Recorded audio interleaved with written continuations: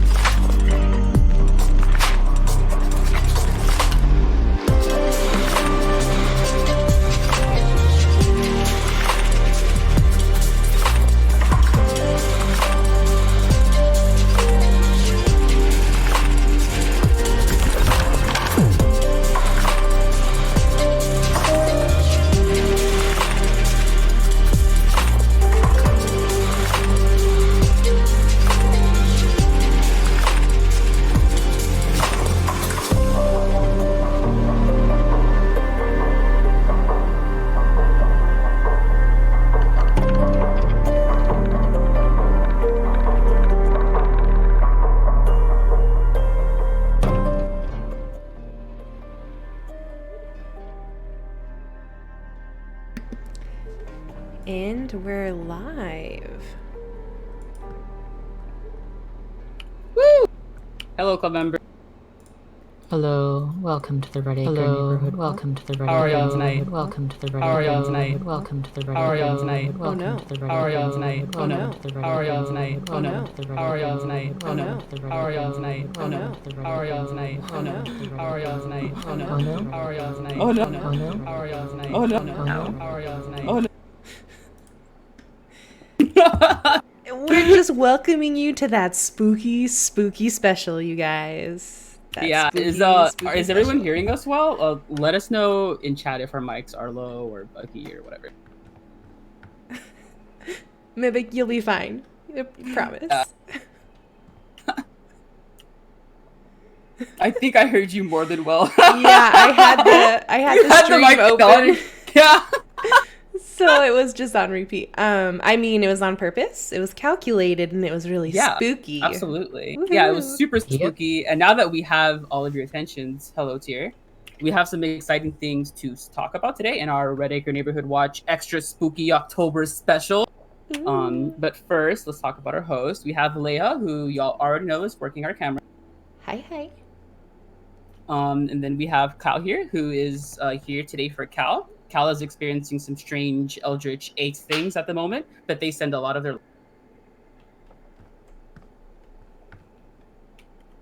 And then lastly, we have our special guest host today, which is Apollo, who will be speaking about our Daemon of the Month. Wow. Yes. And of course, we have the one and only Zayden.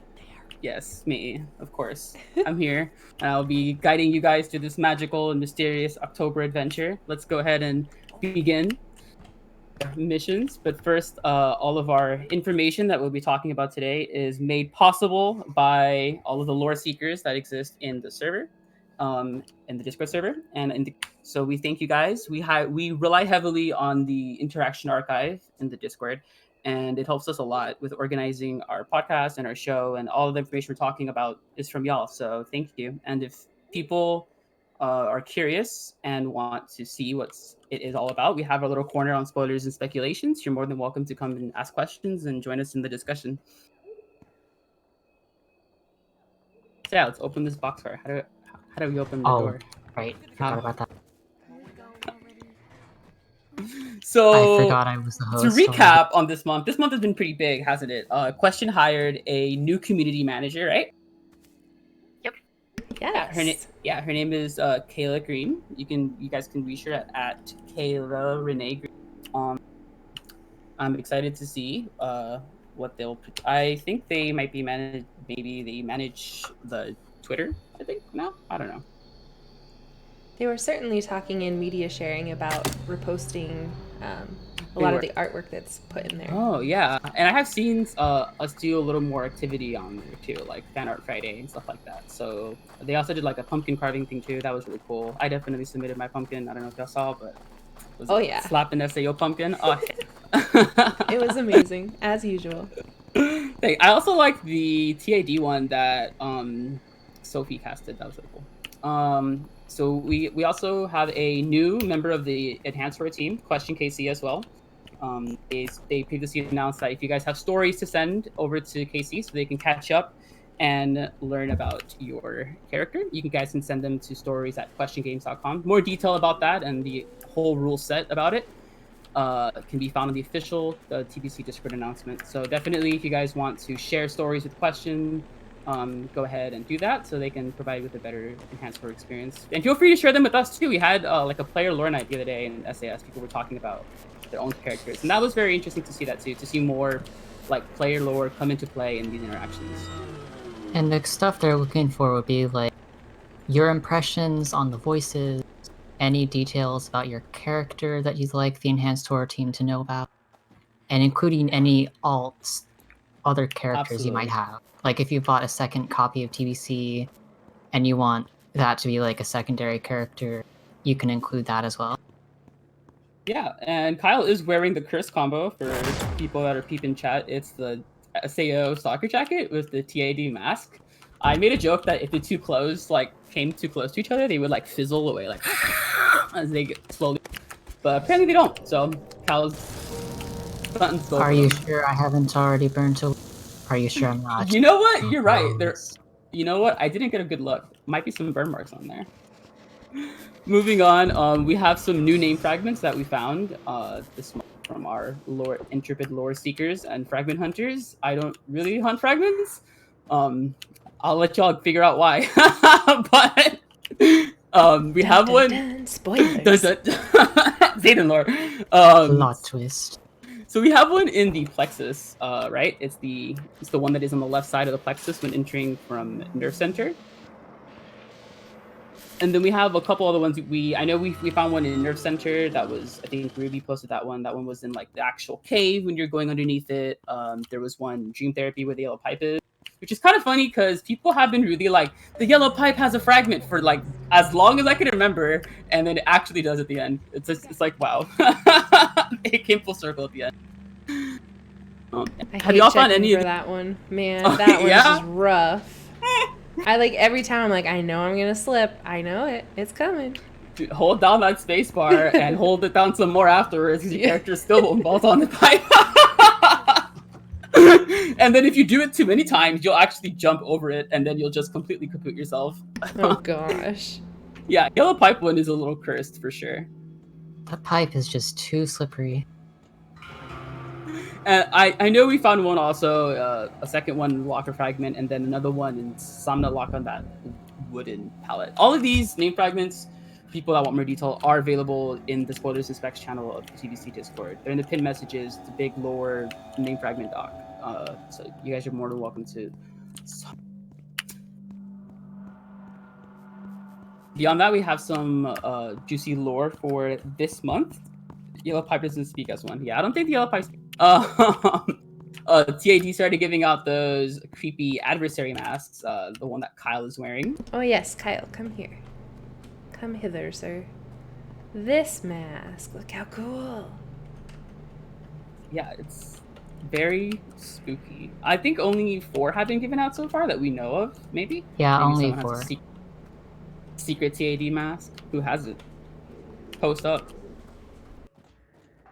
The intended purpose of them isn't quite clear, although it's possible they might be a sort of protection from the harvest. I kind of thought they were also like a ward, but I don't know. I think I saw people that had the mask still getting spoken to by SAO, but I don't know.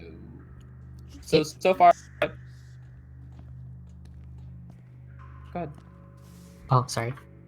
My basic theory so far is that it's like a mark that's so blatant that there's no mistaking that you've been marked by a voice. Like, hey, this kid is mine.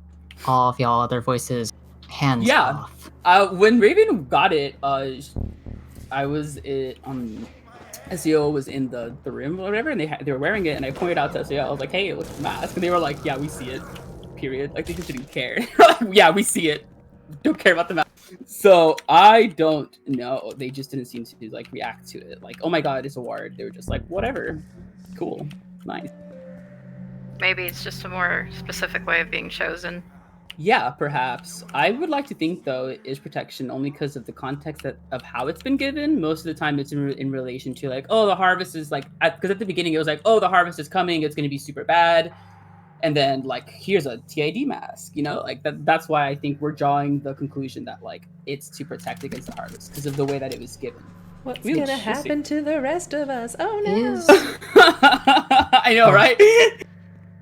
Although, at least when he gave the mask to me, he didn't actually mention the harvest by name, just very vaguely mentioned change, and then gave me the mask.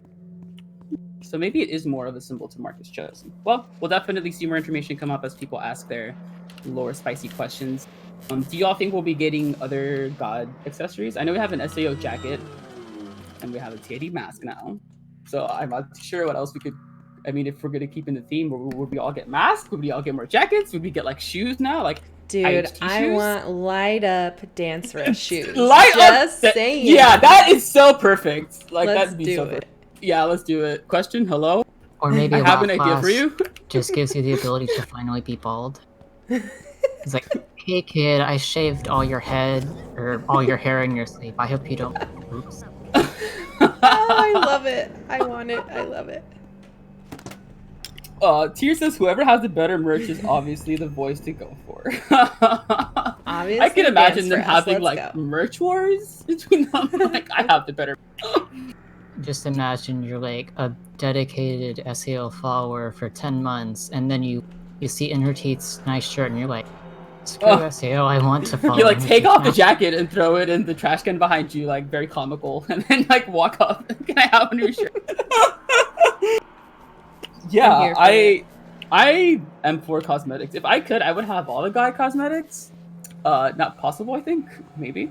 But you know, that would be most interesting. I think besides that, the unknown caller, everyone's favorite secret phone caller, has started showing players recordings of home actually sleep talking.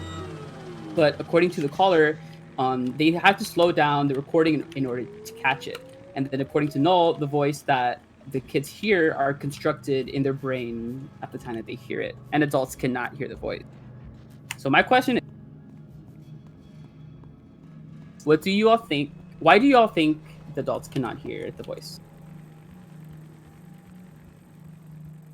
At least in my case, I think it might be for the same reason.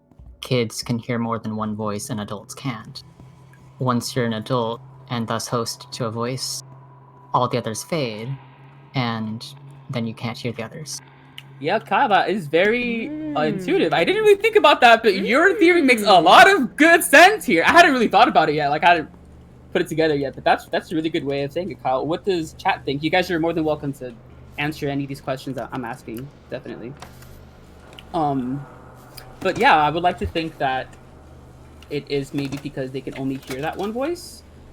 So that might explain why UC cannot hear. But if UC can't hear anything, then how would they know that it's an important recording? You know, one of the things that UC said was that Colm was talking to two voices, and I kind of assumed he would have known that because he has heard the recording, so he has heard maybe like two voices or something. But I guess that's not the case. So it's kind of like muddies the water a little bit on how UC got to know that he got two hosts. I think what he was saying was that Colm was singing in two tones of voice. I think it's like a rare musical talent. Yeah, it is. It is. Yeah, I think you have a really good point there, Kyle. And Logic8 thinks that hosts might be able to hear the voice of their patron voice, but UC might not have access to hosts. And can't be what I was thinking by Magpies. I've heard the range of what you can hear changes as you grow. So like if we were using our ears, that would make sense, but we don't use our ears. That's a good point too. We don't use our ears. Yeah, now here kids can hear multiple voices and adults can only hear one. You can be a kid and only hear one voice. It also depends on like mental maturity as well. Like that also plays a factor into it. But in general, yes, if you're an adult, you usually just hear that one voice. There is an exception where you can host more than one voice if you're an adult, but if that happens, you're probably not gonna last very long after. You're gonna go crazy.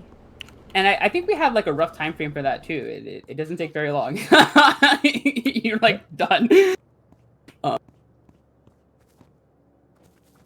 All right, so moving forward, like we were speaking about the harvest earlier, multiple voices have alluded to the harvest. Do you think we're in harvest right now? Because I'm not sure. I know things have been crazy, but like they don't feel as insane as maybe a harvest as they've been making it sound out to be. Because they're like, it's going to bring a lot of change. Even SEO has been like, oh, like we're going to make major change. So, what do you guys think the harvest is? What do you guys think they're alluding to here? Are we in harvest? I mean, it sounds metal as fuck. So I'm excited for it because whatever it is, like, it's gonna be so good. But I also agree with Magpie. I think we're hecked for sure. Yeah, Sparrow raises a good point that it might be a quiet thing for voices. They might not want to show their weakness at this time because they know there's a lot going on at the moment. You know, the kids are talking to UC, the 8th is running around, doing God knows what, God knows where. You know, there's a lot of factors into play. So maybe they do have to be a bit more conscious about how much weakness they reveal. Right, because the last thing you want is be like, hey, I'm everyone super weak right now. Hey, yeah. I just changed, and now my secret weakness is this. And then someone suddenly tells SEO, and now they're all dead. Yeah, Nakia says that in Crow's visit with IHT yesterday, she said happy harvest. So I think we are in harvest or very close. I also think we are in harvest too. At the beginning of this update, I sent SAO a prayer like, "Hey, happy harvest," but like, I was trying to be festive. But I actually think we are in it now, though. For sure, after being in it for a while. I want to know, Magpie says, how long this harvest has been happening. Like, does this happen every year? When did it start? It sounded like it's been around for a while. I think TID has said that before humans had holidays, the voices had a great revel in response to anyone talking about the harvest. So I wonder if gods have holidays. Maybe that Today's first host day. Today, on October 27th, we honor our first host.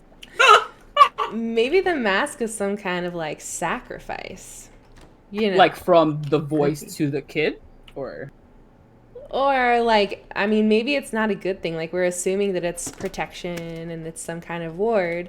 But like, if you think back to like pagan holidays, they usually revolved around like sacrifice, which to them was like a positive thing. What if Kyle's getting sacrificed? That's just what I'm asking.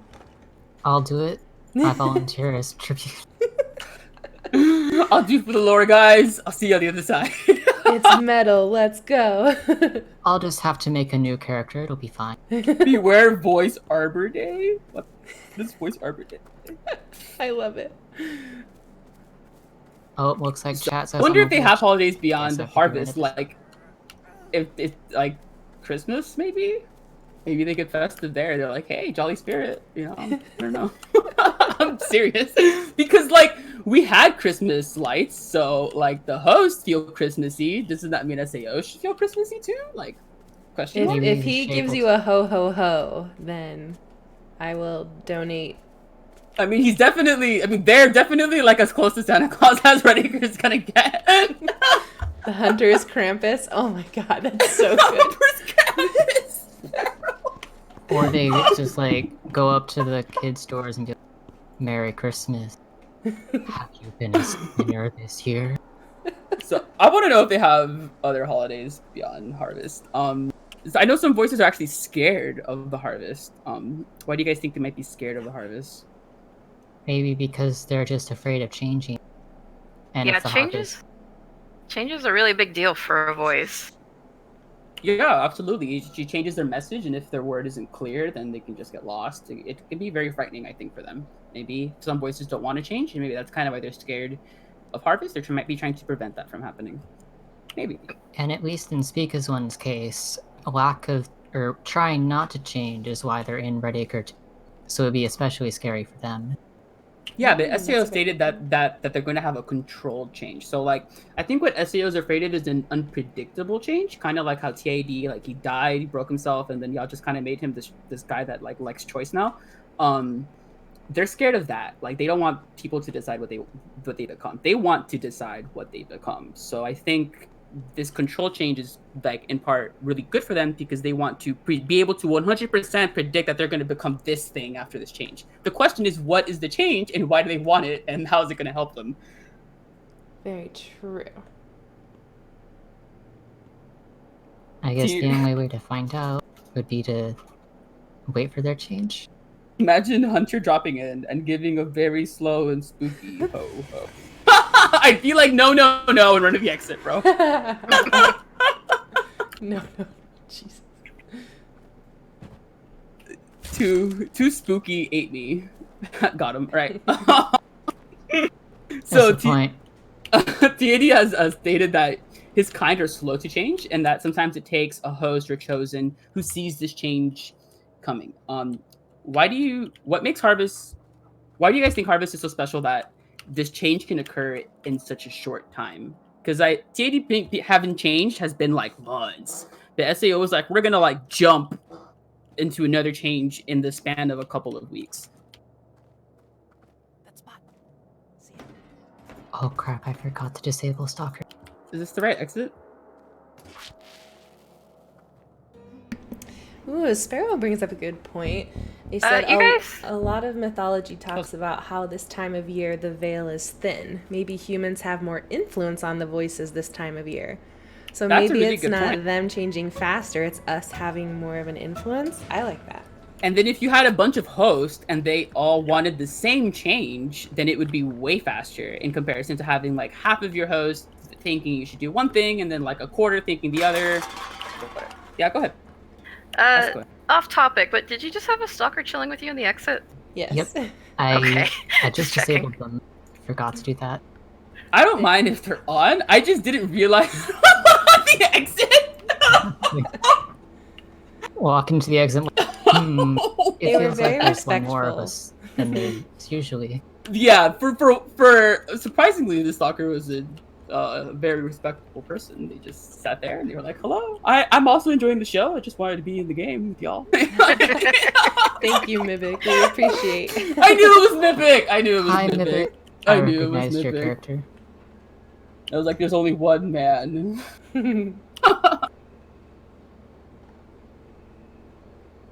Okay, sorry to drag us off topic.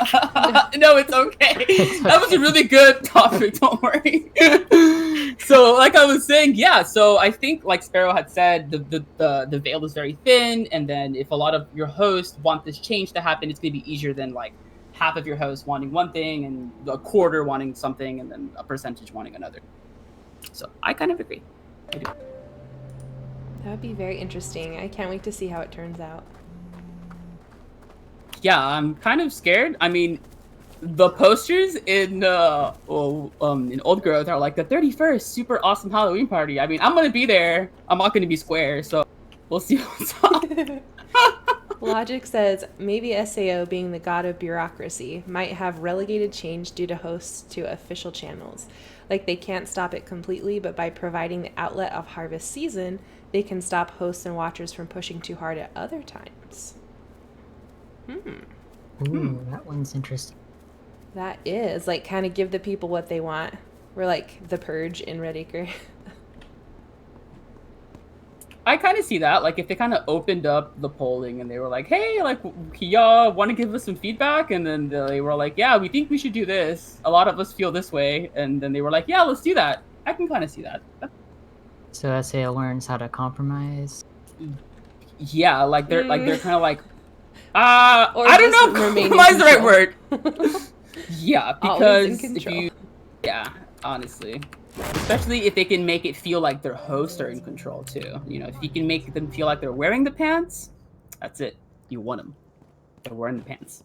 Anyway, so we've had some developments with Chase the Sun, right? She's dead. Oh.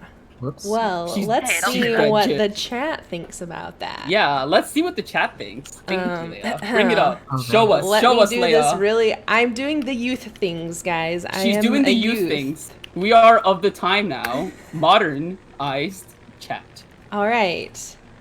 This poll has just started. Do you think that Chase the Sun is still out there? You can vote yes, no, or IDK. IDK. Sunglasses. Yeah. So we'll talk about it and then we'll see what you guys thought after. Yeah, so TAD confirmed that CTS is Nameless's name and the Triskelion is your symbol. But we had a lot of supporting already, but it was nice to really get like the confirmed stamp of yes, it is. And I know SAO. Okay, Sparrow wants to ask about the question if out there, and the question means in Red Acre or beyond Red Acre. Just in any sense at all. Is she, if she's alive, if you think she's dead, or if you don't have a clue? Burrick points something very interesting that, sorry to interject, in Irish myth, the border between here and the other world is practically gone, and the Irish word for October contains the word harvest. And they thought that was interesting. That is very interesting too. Oh my That all god, I kind of gotta like, add that to my notes. That's so good, Brick. More, Brick, more. Feed us give more. us more, feed us. Yeah, so we got confirmation that was their name and that was their symbol, and it kind of does play a lot into what their value is. Chase Sun being value of like pride, which is kind of an ambition, sort of, which is kind of what the hunter is representing now. Oh, we have eggs. We have the egg mission. So SEO calls them the Lost Olympian now, which is kind of like a reference to them and their value and stuff like that. You know, Olympians having in the Olympics, competing, etc. But multiple voices have been unable to hear Chase's name when said aloud. I don't ever say her name, so I never asked to say like, "Hey, do you hear this?" I have seen transcripts of people saying it to TAD, and TAD is like, "I don't hear anything. I just hear like, blah, blah, blah." Like I guess That's like if you were crazy. speaking and suddenly like my voice turned into white noise, I think that's what he hears. That's Although so even SEO has been unable to hear her name since someone has chased the Oh, sun's they did? name to SEO. Yeah, it was in Oh. one of Muse's transcripts. You know what? I think I remember now that you pointed out. So, no one can hear her name anywhere, inside here at least. And TAD has also stated that their old name does absolutely nothing. So it kind of sounds like she's dead after all. But get this, guys. When I saw someone's video of them going onto the moon, and I took screenshots, and it looks like the Triskelion is now on the moon as this weird, strange sixth pillar that has been erected, because there were only 5 originally, but now they've added this pillar with the Triskelion. And it's like red and spooky looking, and it frightened. That's all I'm saying. The other symbols, other 5, are blue, and they look nice. I don't know what they represent. They look like different, perhaps, gods or voices. But then the Triskelion is there, and it's red and ominous. So that's pretty spooky. It gives us a frighten. What it mean? Absolutely. Like Sparrow says... Sorry, go ahead, Kyle.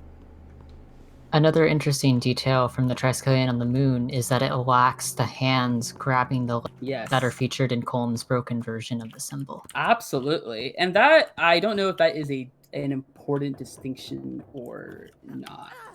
I don't know, because, I don't know.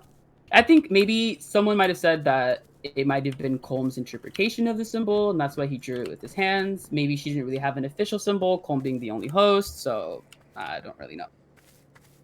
Burrick buys into the graveyard theory, and I think the graveyard theory is a good one. The problem is that it's the only red one, so I feel like that's what kind of throws me off. It would make sense for it to be a graveyard because it looks like a graveyard. You know, you have these ominous voice statues just standing there. Definitely. I know that before the 6 symbol came up, when it was just 5, I think it was Muse and I were talking about how maybe they could be like symbols that foretell events to come in the future, kind of like a checklist before, I don't know, the apocalypse or something. That would be really cool. Yeah, that's interesting. Like, what does that mean now that a 6 added? What do the colors mean? Because obviously they mean something. Didn't we get confirmation that another one of those symbols is one of a voice that no longer exists? The star one? You know what? I think I remember someone saying that. Someone asked, and then they said it is of a voice that no longer exists, like verbatim. I think that's the text, but I don't know. What also sticks with me about Chase the Sun is that I think it was the idea that confirmed that she has no more active hosts, but that we don't know exactly what that means for her. Like the word active being used in the sentence? Yeah. Perhaps she has a slumbering host? Is that what you're saying he might be implying? Because that kind of is what it sounds like it is. I don't know. Can a voice survive without active hosts is the question, because at some point the idea was in a very similar situation, correct? Yeah, I guess like for the scenario, let's say you go into cryogenesis and you come back like 100 years later and you're the only person that remembers TID and no one else remembers them anymore. Would TID still talk to you? Do you have his name fragments in you? Technically you remember him, you know? Maybe you'd be the only host. Kind of makes sense. So it could be... We still have stalkers. We do? Nice. Yes, oh yeah, we'll have one more stalker before they're gone. Disabled them in the boxcar. Yeah, I got this. Hit him with the heat! Oh my god, does that count as a Zayden yell? Yep. Okay, I'm doing it then. Oh my god. Here we go. Here's your shame, Zayden. It's okay. No shame in my game. For peeking the mics. Zayden shame. Oh my god. Uh-oh, stinky. Uh-oh. You can't believe there's a command? Yeah, I can believe it because I made it. Yeah.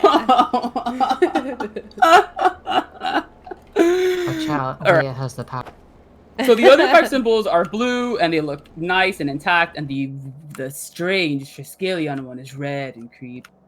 So, what could it mean? I guess we'll find out more. I think TAD said that you should reference you would refer your questions to DFY, seeing as it's his planet or space or whatever Is it? it is. Well, yes, because he brought it back to us to remind us of ambition, and SEO hid it from us to basically us to not have ambition. I see. So he was the one that revealed them into us. Well, not like originally, but he's the one that like made it. And I think it was confirmed that it was given to him by a fallen voice as well. Logic Gate says that here, and it was given to Now here, ask where's the Joe fragment. I don't know. You might have to ask Joe Mama. Oh shit. All right. /ban Zayden. Oops. Okay, so the symbols are not known gods, but maybe we'll find out more. I implore people to ask DFY. I don't really talk to them. To ask them. And the symbol on the moon, the arms are not grabbing it. What it could mean, we really don't know. Whether it was maybe Combs' interpretation of the symbol or just not there at the time. As far as Chase the Sun goes, I think the one to go to for information right now would be Dance for Us. Because she's holding out on everybody, it seems. No, she's totally holding out. And I brought that up with SAO. She was looking for this voice before anyone was looking for it. And I thought that was... Yeah. So, they definitely know more than they... But for some reason, Nameless doesn't seem to have contacted Dance for Us. She contacted the I Dare. Maybe it was because they didn't trust DFU. I don't know. Could be. Perhaps there was a bond between the two that the editor doesn't remember. Maybe there was, because he was locked to talking to one person when her symbol was out. But now he can just talk to, like, anyone, I guess it seems. Lamau at me, right? But, yeah, so he was like, I'm only bound talking to one person at a time because of the symbol. And now he's not. He can talk to multiple people. He's still bound by ritual. He can't talk unless you send a ritual. And I would love to say like he is bound by ritual, but then he spoke to me the other day, and I've never sent a ritual, so I don't know. A lie? Are you sure that was really the editor? Oh, Dun, dun, dun. I like it. It was totally TAD. There was like no doubt in my mind that was not TAD. But yeah, so there has been some instances where he's talked to two players in a mission, and I think Burrick confirmed that he was the one that was talking to multiple people in one mission. I think they confirmed that yesterday. So I guess maybe we're seeing some developments in TAD's growing power. Wow. So many, like, I don't want to call them lies. So many inconsistencies. TID. With what TID So is many. saying. Yeah, I know. Sir, Right? please. Sir, Daddy, were you sir, ritual bound the please. whole time? It's weird. I was in a game where he spoke to two people at the same time after the symbol, and he at least mentioned that we'd both prayed to him, which I think was his justification for talking to both of us. Did he Yes, just talk Sparrow to you? confirms that it was Burke's interaction where he tries to reach out once a night. It's taxing, but he can do it. Yeah. Sorry, go ahead. I was just reading Sparrow. Oh no, you're fine. I was wondering if like him reaching out to two people meant like he was talking to two people, or like how SAO does it, like one message screen to sharing. people. Yeah. Screen sharing. Screen sharing. I don't know. It's they call it harmonizing. Well, you know what? That's too cool for them. I'm calling it screen sharing. That's too cool for them. They're just streaming it to like all the people's eyes. Yes. Rev says, "My dad, who invented the lie, would never lie." True, Rev. Well, TID did invent the lie. The current rendition of TID isn't that TID anymore, so I'm not too sure about them. But anyway, moving on. Oh wait, let's see SAO this poll. Oh yes, let's see this poll. Heck yeah, Let's let's see do this this. Let's do this poll. Let's see this poll. do it. Let's see it. Okay. Reveal yourselves. My prediction, they voted No way! It was the most Oh. voted. 55. What the? Dude, she's dead. Whoa. She's. I guess we gotta plan the funeral now. Whoa, no hope, people. No, everyone's like, no, she's dead, dude. She's gone. All right, I also think she's gone. Honestly, that's my personal vote. What do you guys think? I don't think she qualifies as dead yet. Okay, I have hope. Apollo's holding on. Leia, Yeah. optimistic as well. Got it. Kyle? I think she's dead enough that if we bring her back, I'd call it necromancy. Oh my god, Kyle! Savage. Kyle just ignited her. Damn. Some small, very small part of her survives in her gesture. That's all I know. I think so too. Maybe just like a whisper, like a ghastly breath. The like, question is, can we like stoke that fire by like performing her gesture, remembering her? The thing is, I asked SEO about that, and it was like, unless you have like a ridiculous amount of people doing it, there's no way. And then and then now it's kind of transitioned into their way. It's just dead. All right. And when I had asked them, it was when we had just gotten that mission where the sleepers are doing the chase the sun emote. Right. So it was like very, very. But Al- go ahead. Sorry. Oh, go ahead. Although we did have a crap ton of people try to bring Seed the Grudge onto the table, so maybe if we had that amount of people try to bring Chase the Sun back to, maybe it'll work. Yeah, but if the gods can't remember them, I don't know. I mean, it's kind of like the same thing of saying, can we create a god in the game? Like, Yeah, technically we yeah. could, canonically. But It's a very different situation from Seed the Grudge, I believe. I think so too. Creepy enough? Quiet. But moving on now, SAOs recently said that they keep in touch with other SAOs outside of Red Acre, and that the other SAOs think that this SAO, this rendition of it, it's this inside Red Acre, is a little bit obsessed. Okay, maybe I'm biased. They said they're obsessed. They apparently used to wage holy wars against each other. I don't necessarily know what that would mean, if they would be hurting each other, because that kind of doesn't make sense. I would wonder they would be maybe converting each other. And in my head, how many different SAOs could they be? It's Show me like one. a cosmic Twitter war between themselves. That's what I see. Oh my god, that is It's like like- the best way I've ever heard it described. As I described it earlier, the ultimate stop hitting yourself speak as one. Yes. Nakir says SAO versus SAO, epic rap battle of history. I would watch that so hard. Oh my God. yes. Yeah. What do you guys think these holy wars look like, though? Because I think, like, if you guys play Civilization and you guys play religion, like, you just kind of get missionaries, you convert people to your religion, and, you know, you gain influence like that. But you can also do stuff with your religion, like buy troops, you know, militarize yourself, whatever. But that's kind of how I imagine it. Like, they just kind of be sending missionaries and trying to convert people. But I guess I'm just being optimistic and hoping that they're not, like, slaughtering themselves, you know? I mean, if it they could be were, that. Oh, sorry, go on. if they were like trying to, you know, like you were saying, like send missionaries or whatever. If they were trying to steal hosts from each other, to like, that would eventually like kill or silence the others. Okay, you know what? You're right, Leia. There's no way to look at this. Everybody die. You can't twist it. Everybody die. Tearful says, thinking about a catch-up brunch where the voices start talking shit about the Red Acre iterations. Oh my god. They're like, oh my god, have you seen Red Acre SAO? Have you heard about the one from Missouri? I cannot believe that. Who uses slang words? I can totally imagine that. The Red Acre ones are like the cousins that you don't talk about in your family. Yeah, like your extended family that you're like, I don't really know them. Like Oh no. Who invited Redacre Die for you to the party? What happened? on? He's not as cool as the one from New York. Such a dud. That's actually pretty hilarious to think about them all catching up like that. Yeah, that is. It's just even funnier because they're basically insulting themselves. Right. Yeah, Sparrow was like, if SAO has a rap battle with another SAO, do they just copy each other or do they all say it at the same time?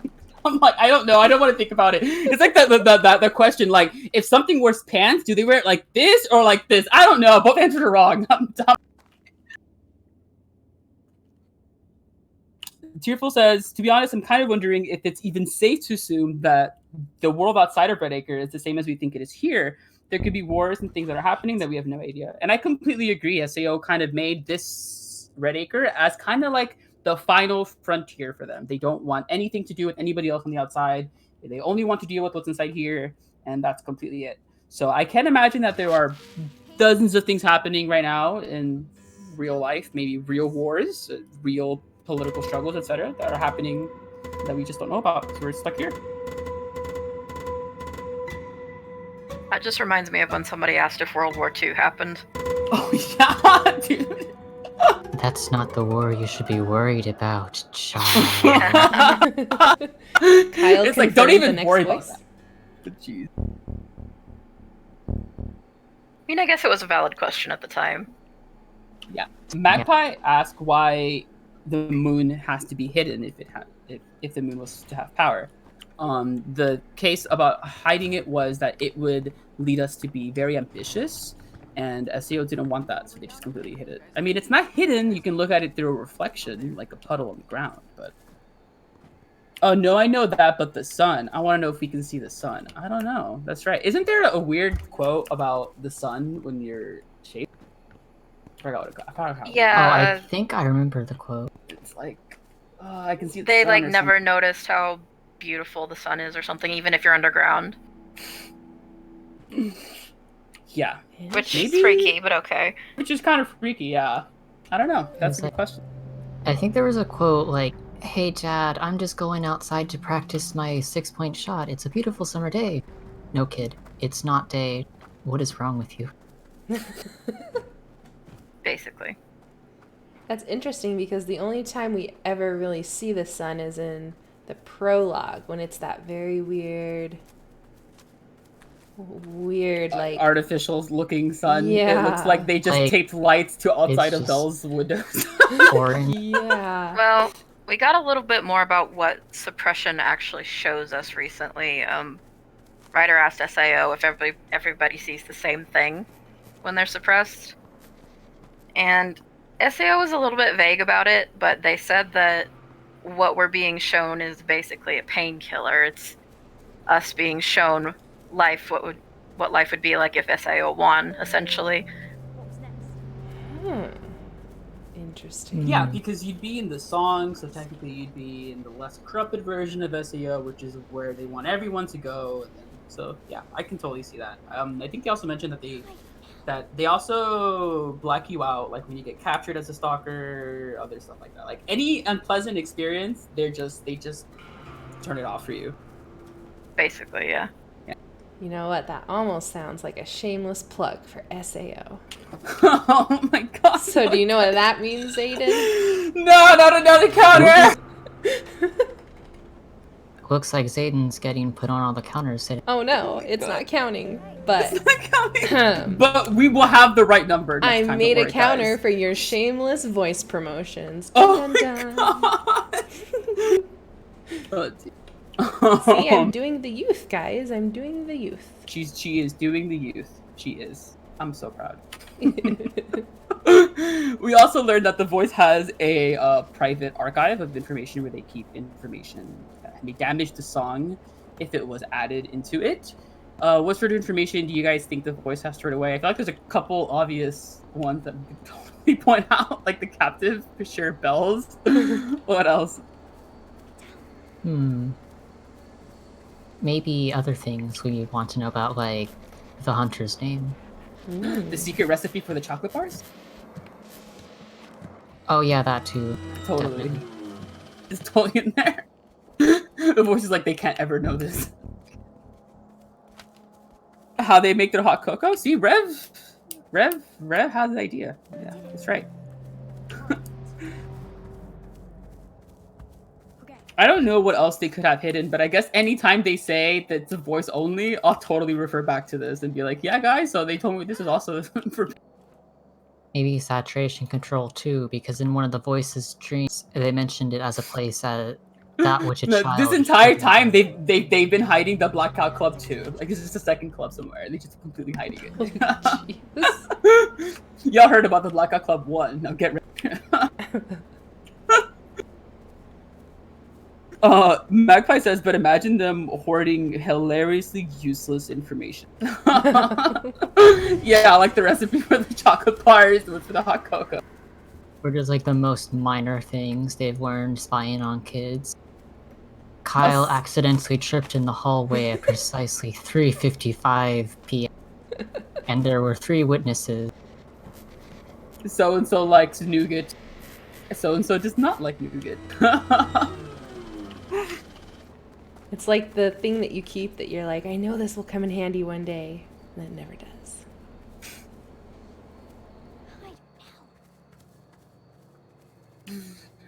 So then, moving on, we learned that the reason why the hunter can hear and steal other people's prayers is apparently due to his lack of hosts, which I'm not surprised he has a lack of, considering he's pretty violent. If you want to avoid the hunter, then you should not say the word hunt in your prayers. It's not guaranteed to protect you. You still probably might get your prayers snatched away by the voracious hunter. But if you like to live on the edge, well, as Cal would say, hunt on. You know. I love it. Can you guys think of any other words that might entice the hunter? Besides Maybe hunt? anything referring to eating or feasting. Or strength. Maybe if you say someone's brave and strong. That Yeah, might... like if you're like really edgy, I'm just kidding. You could totally get him. Or maybe perfect, like imply that you're the best at something. Yeah, like if you were super arrogant in your confidence, maybe. But I don't know, because the hunter sometimes is like he like preys on that. Like he's like, you're not really as strong as you say you are, and then maybe that's part of the act too, to like make you really think about it. Just be like, oh, look at me, I'm the best at not dying, and the hunter chanting like, oh, really now? But I think it would be the best way to do it would be subtle about it. Like if you're like super obvious in your prayers to some other god that you're trying to get the hunter, I don't think it's gonna happen. I think if you're subtle enough where the hunter might be like, this kid is super arrogant, I'm gonna eat him, or something like that, you know? Do you guys think of any other words that might entice another god, maybe? Like maybe a word that maybe TAD likes? I guess if you were like, I love choice, you'd be like, that's the one. That's right there. I think if they try, most of them can listen in on each other. I read that SAO cannot hear the TAD prayers from, I think that's from Kyle Muses and Sparrow's Doubt arc that they posted. Yep. Sure heard the Seed the Grudge ones. Or it was a lie. Or it was a lie. May have tried to assassinate me, but that's fine. Oh. That is an interesting concept too, because I have heard of SAO hearing other people's prayers before, but maybe it's different because it's TAD. I don't know, but Could have just been a lie. He told her, oh, don't worry, they definitely won't hear anything you say. Nope. Definitely. Yeah, I think technically, I think the best way to think about this is to just assume you're always gonna be listened to by your enemies. Right. That's certainly how I've been thinking about it. Don't get caught saying something you wouldn't want people to hear, I guess. And that's why I always name my enemies in prayers. Because it's like, they're gonna hear it anyway, so why not make sure they do?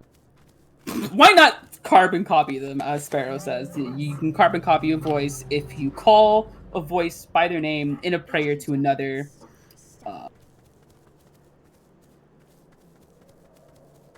Novima says, throwback to when Kirby told me SEO wouldn't hear my prayers to TID and DFY. So maybe there's not a lot of truth to what TID said, or maybe it was a special type of grace for them at the time. Who knows? I mean, it's likely it's just one of those lies to make you feel better sort of things. I'm sure TID said a lot of those. Hey now, hey now. Is that shameless voice promotion? No, it's not! All right. So currently, we like last month. Last month we talked about the DFY and TAD coming together, and then we got the God Rock. Now it's said that the DFY is sharing hosts with TAD, and they are looking for the fate of Bell. Now, my question to you guys now is: do you all think Bells is dead for the 90th time? We're asking this. No, she's not dead. She's dead, then this is all for nothing. Yes or no? Go! Give me your despair! Oh, she's not dead. She's just the main villain now, probably. Oh god, we She's don't the have a final poll boss for fight. this. Wait, I can make a poll for this. Like, go! Alright, well, Aleja does that. I'll talk a little bit of Bells. Quiet. So, Bells in the prologue gets dragged away by someone, but we don't know who it is, and we're for sure it's not the Shape, because the Shape would have just put her to sleep, right? So, it might be an adult that might have grabbed her away. That's what I'm thinking, but I don't know. And also, if the Shape grabbed her, that means SAO would know where the boxcar was. SEO doesn't know where she is, and I think that's why they don't want to tell me anything, because they don't want to admit that they don't know where she is, and because if they do, then they know that she's still out there, maybe, or whatever. I think that's why they don't want to say anything about it. They don't want to, like I think Sparrow said earlier, show weakness. Because then it would be like, y'all failed. They would much rather just everyone forget about Bells or believe that she never existed or some bullshit. Unfortunately, I don't think her parents are going to forget about her anytime soon. Either that or they've done some unspeakable, horrible thing to her and they don't want to fess up and lose you little children followers. Yeah. What if that's finally the line? I mean, there's so many Lucids that are like, ooh, I didn't think we were going to be traumatizing kids. What if, like, hearing, yeah, we actually forked Bells up, blah, ha, ha, ha, would, like, lose a bunch of worshippers. They'd be like, oh, sorry guys, we tried to see what would happen if Bells hosted 10 voices at once, and whoops. Whoops. Yeah. I mean, and to be honest, she's just like a normal kid. There was never anything distinctive about her. Like, she was never shown to be like possessing like some sort of prowess for like holding multiple voices or anything. She was just like, I just want to be free. I have TAD now. I called them back. So she's just believed to be like a normal kid, just like us, which is pretty scary to think that any one of us could just end up like Bells, disappeared in some obscure prologue at the beginning of the game. I guess this is why the clubs use the club members use alias, at least in most cases. Because then they might go home to see Sonic fences all around their house. I also think, I think it's canonical that some kids just never go back to Red Acre. They just sleep and live in the boxcar. Yeah. So that also is the case. I think Noel said that if it would just be like a class of kids, but the class of kids gets constantly moved around because people keep disappearing, and that's my headcanon for when they just disappeared. They'll come back later. And then we get new classmates rolling in. There was that weird marriage announcement like card on her bed, Magpie says. Yeah, I think that was them SAO doing their propaganda, implying that she's gonna like become one. I always thought that, but now, like, Magpie brings up such a good point because, like, when the Shape comes for us, he doesn't, like, get down on one knee and act all creepy. Oh my god. Like, but he wasn't do that for her either. But there was, like, a marriage announcement. That's, like, way more wooing than we all get. So I feel like there's something more that happened there than just, like, ooh, now she's part of the song. Yeah. I think I have a theory for this one, actually. No matter how many times I play the prologue, I'm always like, I don't know what's happening. I have one, too. Go for it. Let's shoot him. Let's hear him. If you linger for a while before Bells sees the note telling her to look for the card key, she'll have a ton of idle. One of them saying that the voice she's talking to, she refers to the beginning at the daytime as a blackout dream, meaning it's confirmed that she actually was asleep. And if the voice that made her dream that was the idea, it could be maybe a sign that, oh hey look, you're a host. Today's the day. Wait, so you think that the marriage proposal could be between her and the Idea? Not like as a marriage, but Right. Today, two become one. She becomes host to the Idea. Maybe if that beginning was supposed to be her blackout, then the main point would be, how does TAD break her out of the blackout, and how do you communicate to someone while they're in a blackout? Might be through subliminal media, which I think this might be the easiest way to do that. And I think we kind of see an example of that when she's talking to the television, and the television is telling her weird phrases that a television usually doesn't say. I think maybe in the modern age, we would maybe go to our television, and our television might be switching channels rapidly, and it might just be hearing one word at a time, and you might be able to decipher messages like that. That could be maybe an example of a voice using subliminal media to talk to you. So maybe that was TAD's way of trying to communicate with her in that moment. Maybe. That's a good point. Magpie also brings up another great point in that section, like when you go to the tree and there's like that photo of her and she is like, I don't know like who this person is in this photo with me. Like, what's that all about too? I didn't even know that. What the heck? Now I gotta go through the prologue again. Go look into the tree and it will let you inspect. Bye. I'll be right there. And it's so creepy. I forgot. I've always wondered that too, Magpie, because it's giving me the goosebumps. There's so much hidden in the prologue that I've been finding as I replay it over and over again, which I probably shouldn't be doing because, there's only so much in the prologue. I try to skip like ridiculous amounts of it by doing like crazy jumps and stuff, like crazy parkour. But anyway, so yeah. Should we tally up the results for the Belle's alive, Belle's dead? See what the community thinks. Or are we hanging on to hope? Oh my god. Let's hear Apollo's theory, and then we'll do Oh yes, that's right, absolutely. Apollo. All right, so the marriage announcement, it seems to use very coded language that does point to SAO, so I'm thinking that maybe Belle's was being groomed to be one of the voice, like the two hosts. Maybe that could be in line. SAO, you're not supposed to talk about the voice dying because they don't like that, right? But I was able to talk to them about the next voice, and I was like, it's kind of like a loaded question in a way. I was like, do you have a next voice lined up? And they're like, yeah, we do. So they do have another voice lined up after this one. Yeah, they would have to as their hosts age. Yeah, their current host apparently is old. Yeah, see. Old. Maybe that's the change. They're gonna change hosts. Who knows? That'd be crazy. Oh, that could be. Oh my god, what if Belle's like pops out and she's like, yo man, I'm the voice now. See ya, motherfuckers. No oh my god, I would she'd die. say, we are the voice. Oh no, Kyle, please. Yeah, that would be pretty creepy. If that was the change too, like they're just gonna transition into a new voice or whatever. But I don't know. The fluffiest fluff says, "Dart her and run." I love her and run. We all run screaming out of Red Acre.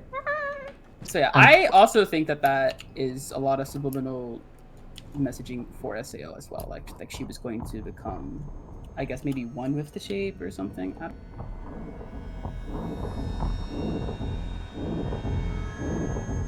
All right, poll result is but only by a slim amount. 62 is pretty okay. We had 55 last time for dead. Yeah, but that's like still like 40% of people are like, nah, man, she dead. Yeah, only 6 out of 10 people think she's alive. She's only 60% alive. She's I love it. 60% alive. Horrible, undead, eldritch. Like she's dragging half her body behind her. I'm here for it. I love horror. I love the visual image you've given me. I'm there for it. Thank you. Oh, you're welcome. We find her, but she's in a hospital bed, and she dies a week later. No. God, that's so sad. Why did you say that? Okay, I don't like that. I don't like that ending. It's a bad ending. Okay, so moving on. Okay, TID claims that DFU doesn't trust him anymore, and he wants to know why. So he's going to continue to gather the rest of his family on his side while he does this. Do you guys see a future where DFU and TID join forces? I think the last time someone talked about it, I think it was you, wasn't it, Leia? And she was like, I don't know, he's not fun. Do you think he's fun? Yeah. So I know that there's a lot of us who have been like working really hard on it. I've been writing her. I think I've written her like three or four songs so far. There's a lot of other people that are rooting for that. Today is gonna be the day that you're gonna get back with TID. Well, My songs don't sound like that, but yeah. I'm just kidding. Oh my god! I don't think I bet they sound way better than that. I appreciate your songs. Oh, that's so good. Anyway, continue. Yes, but I mean, I hope it is. She's so powerful and so strong, and like she has that viciousness that the Aidair doesn't seem to have, that I think is needed for him to win this war. So I think she's a really potentially I agree. good She has ally. an element that he doesn't have, and that's what's the word I'm looking for? Audacity. How fucking dare she? With those damn Sure. symbols. I'm just kidding. But I agree. She's very aggressive, especially has her influence on auditions has been growing since the beginning as well, and she's always been kind of alluded as to having more to her than meets the eye. She so does. But like there's also power in being underestimated. So I think she uses that to her advantage, and I'm kind of in love with it. Yeah, I kind of admire that about her, that she's out here doing the missions. What do you guys think? I'm also in agreement with Magpie. They said, I'm amazed these dumb voices aren't already all in alliance. Like, do y'all see SAO over there? Like, Mr. Stinky Pants himself is, like, ruining lives, and everyone's like, I don't know, should we not team up against him? Like, yeah. I think they all feel a little bit burned from last time, like when when TAD was like, guys, we have to stand up against SEO, and they were all like, no loser, and then LL was like, have fun, and then he got shattered, basically. So I think maybe they're still kind of rubbed off from that, because TAD was very much like, quote unquote, an asshole. True. Or maybe they're afraid to try anything too outwardly rebellious, maybe like, oh hey, you guys see what happened to the editor? That could be you next time. That's very true, too. Yeah, Like a TAD kind of said that to me. He self-preservation. was like, I was there and I lived it, and you will too. I was like, okay, dude, I get it. You died and came back to life, right? You don't gotta come here and tell me.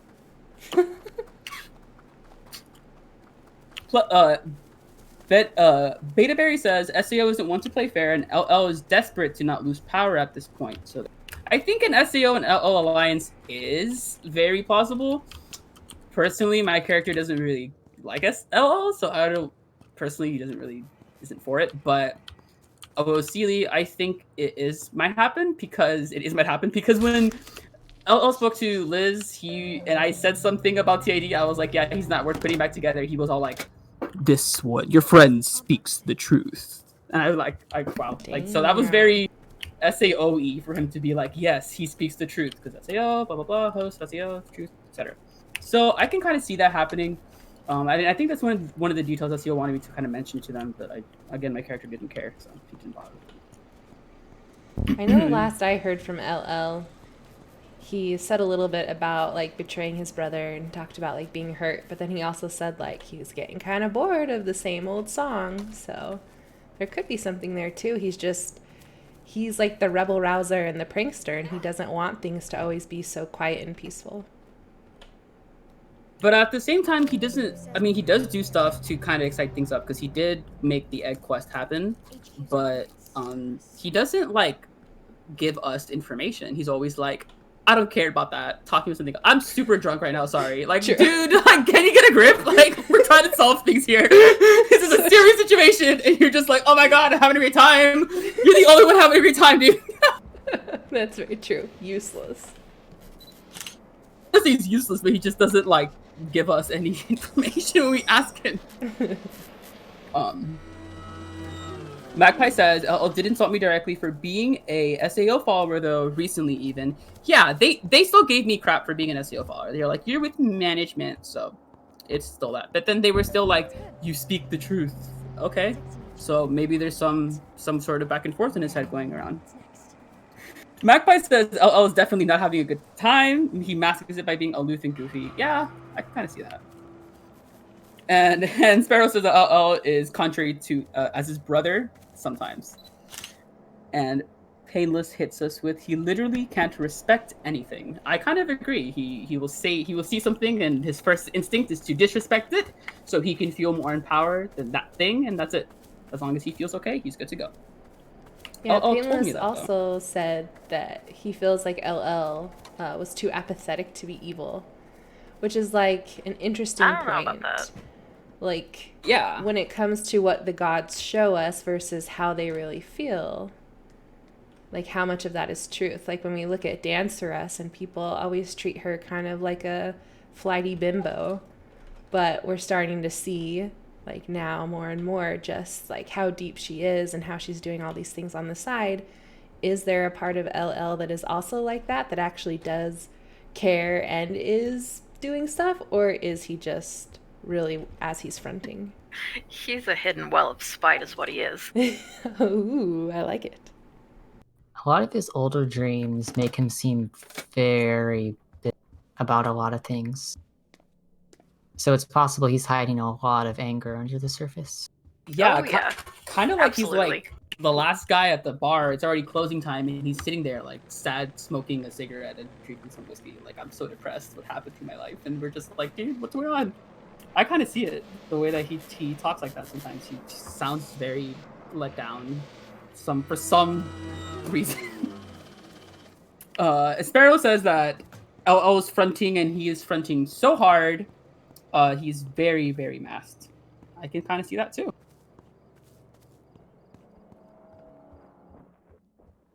And Beta Bear says that the only thing is that I don't think SEO would be willing to be equal allies with any of the voices, and I don't think LL would want anything less than 50%.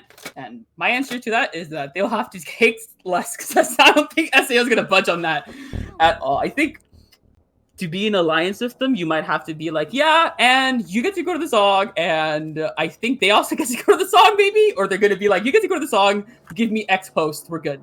I don't know how it would work out. The Measure Cuts would be the one to ask about that, considering that he was the last one to split from SAO. I think for him it was something like entropy is like bad or something. I think that's why he was there, but I don't know. Something about it being related to research, like he had a lot of funding or material. Yeah, didn't TMC help set up a lot of the stuff in Red Acre? Absolutely, yeah. He helped set up the instrument. I think in a recent transcript it was confirmed he helped set up the sonic fence. Okay. So yeah, it's very, very recent. Like within the last 20 years probably. Yeah, the Alliance is definitely recent. Right. I mean, thinking about it, a lot of stuff in this game actually happened pretty recently with the information we've been given. Like, I think Dance for Us's name change was also pretty recent. I think that was at the beginning of the game. They had just changed. Right? I think so. Because in I think at a transcript with Muse and SAO, they said that she only killed sleepers while she was Dance for Me.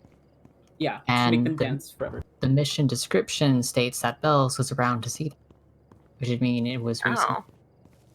Interesting. That is very interesting.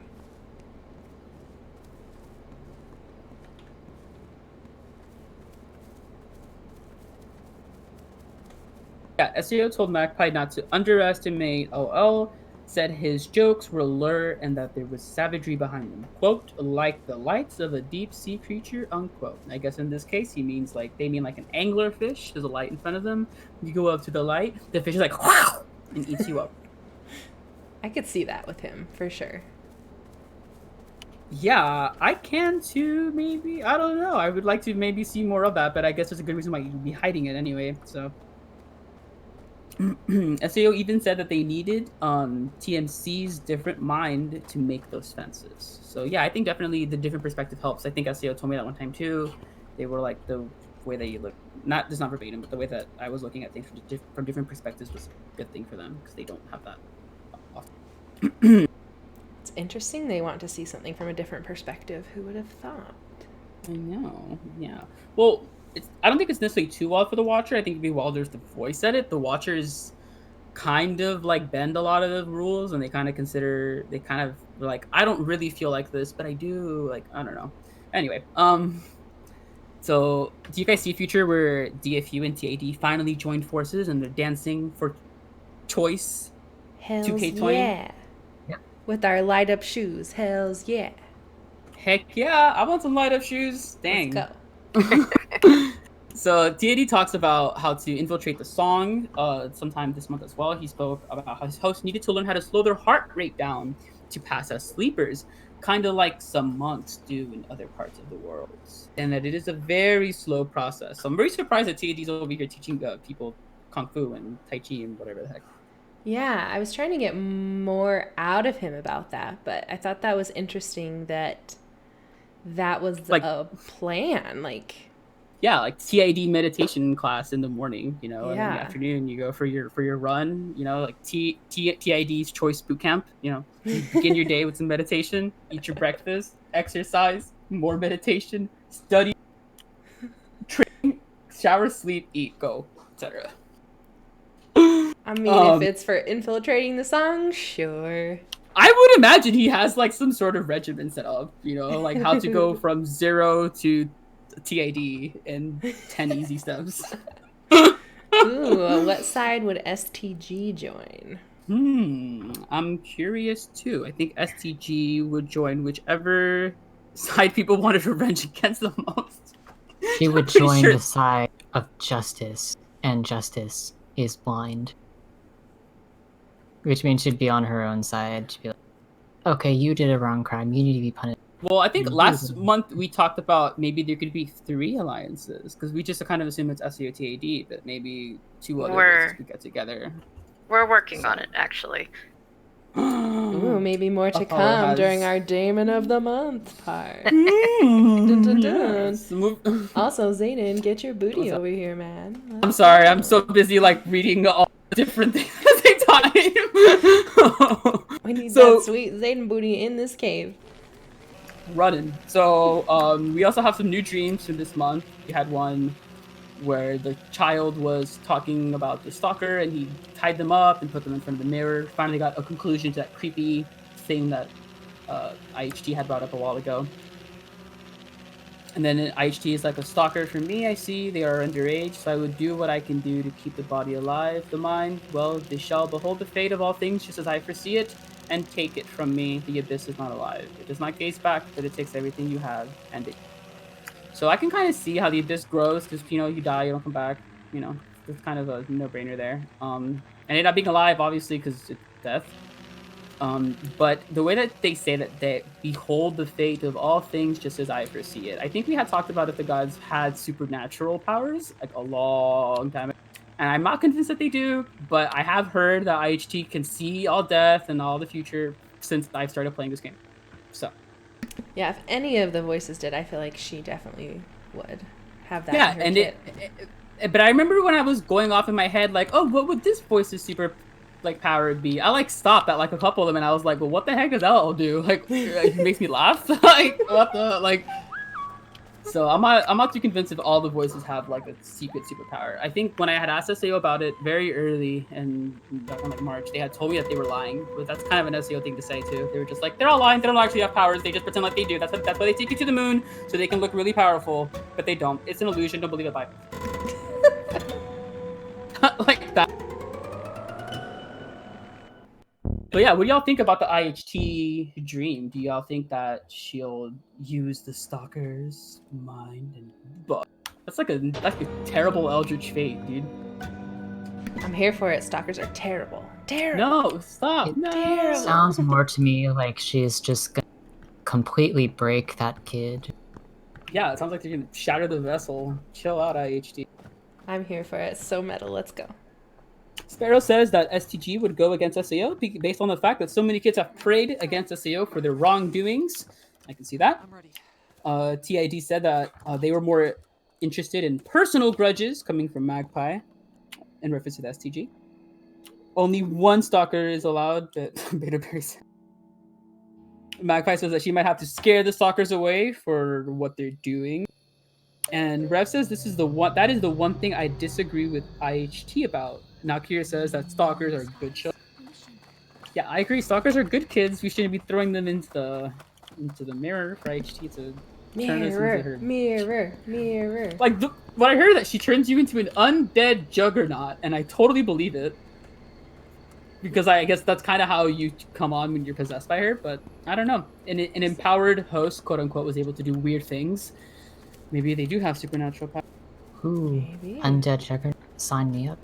Right? Sounds pretty cool. No, guys. Next one is Floss. He's kid asked, "What do you think the ultimate prank is?" And of course, many people must be hurt. This is a super long one. L says, "Okay, here goes. Step 1: get 40 cans of shaving cream. Okay, extra thick. Step 2: fill a bucket with live frogs. Step 3: convince an entire species that they're the highest form of life there is, Mother Earth's most special babies. They're every thought a sunshine, one of a fucking kind, when in fact they're just a microphone you use to tell jokes, and they have been all along." Such So a it's sassy man. very like reality breaking dream this kid got. I feel bad for them. Like he's like, "Hey dude, like how about the ultimate prank?" Like, haha, like he's here looking for a laugh. And Ella is like, "Yeah, but you know what really is funny?" Like, dude, what? Like, calm down. Sorry, kid, but you've just been a tool for me to be funny all... Wait, what?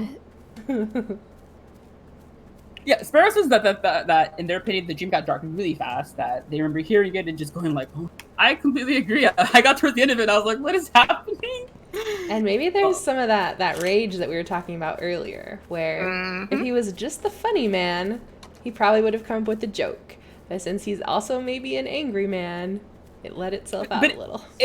The stream is really strikes me as weird though, because it sounds like he knows so much about what's happening that it makes him very upset in a way, but he doesn't have the will to do much about it, I guess, because he's like, convince an entire species that they're the highest form of life there is, one of a fucking kind, when in fact they're just a microphone we use to tell jokes, and they have been all along. It kind of implies that there's more to this whole human voice relationship that we understand in a way. I don't know if that makes sense to you guys. Yeah, maybe he's just, maybe like he used to try and help and explain it, and now he's just fucking over it. Yeah, totally. I see that. Novima says he's changing his name to Last Laugh, and I'm done. That's true too. We did have a Zayden scream. Let me just do this. Shame, shame. Thank you, Mudkip, for your raid. Welcome. We are definitely counting Zayden's screams. Oh, hello, raiding from GS Mudkip.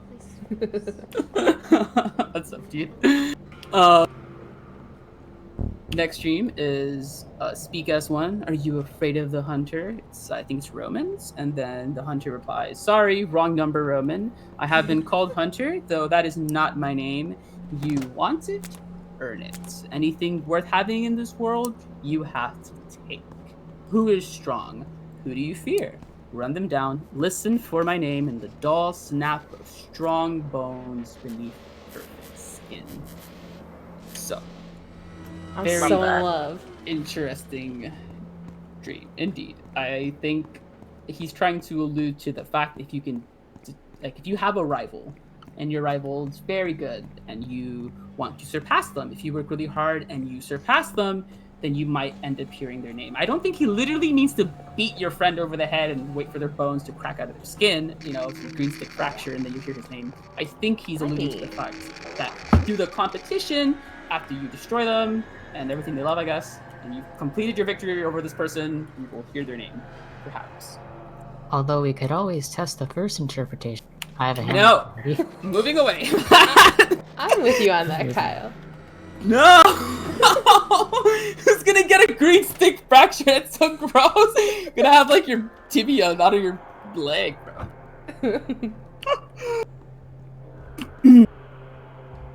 Okay, so the first rule about the hunter: don't talk about the hunter. Don't talk about the hunter. I agree. The community gets a little hunter cuckoo. You start talking about the hunter, everyone chimes in like, "I love the hunter. I love this voracious, ridiculous massacre god." It's like, okay, dude. And despite that, he has so few followers. Yeah, he has a huge fan base. True, sure. an out-of-character fan base, yes. Out-of-character fan base is huge, yeah. In character, it's a little dicey.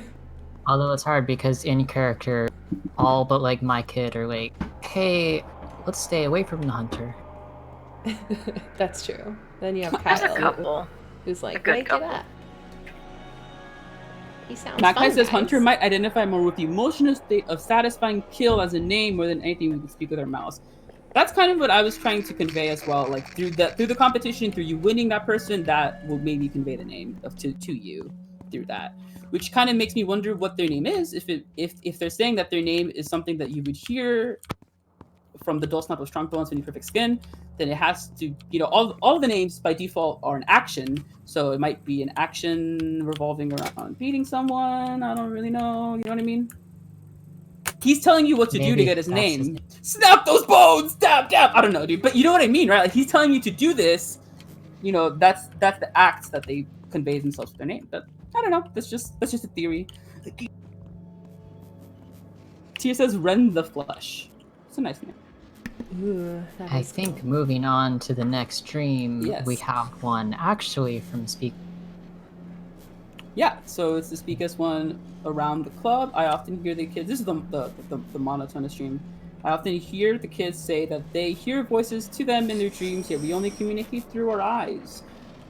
And then the speakest one says, "Hear us, we are the voice. We speak only to the loyal or the truly lost. It is a watcher with whom one speaks behind the eyes. They seek consensus. The song is truth. It must ever remain thus. When that body passes from the earth, this child monotonous would make a fine watcher." So in this dream, STO is kind of explaining to you how watchers are made. If it wasn't clear from the sleeper dream, that kind of implied how watchers are made. Yeah. Give me 1 second. I have someone at my door. Sorry. But if Kyle can continue. Alright, and the last dream we have is another dream straight from the voice, where the player Muse asks, "Speakest one, what was that? You told her we don't like deaths, and that one almost... Why? She just needs a reason. Oh god." Referring to the death of one of... death, air quotes, of one of the players at the hands of Speakest one. And Speakest one responds, "Muse, your friend betrayed us all. Anger, tears, their tools. Like Muse, we are cursed by the tyranny of words, so even now, we suffer with her. We may quail at what must be done. The angel will not. I'm back. That is why it must exist. Okay. It is judgment given form. We are grateful for its sacrifice and hers."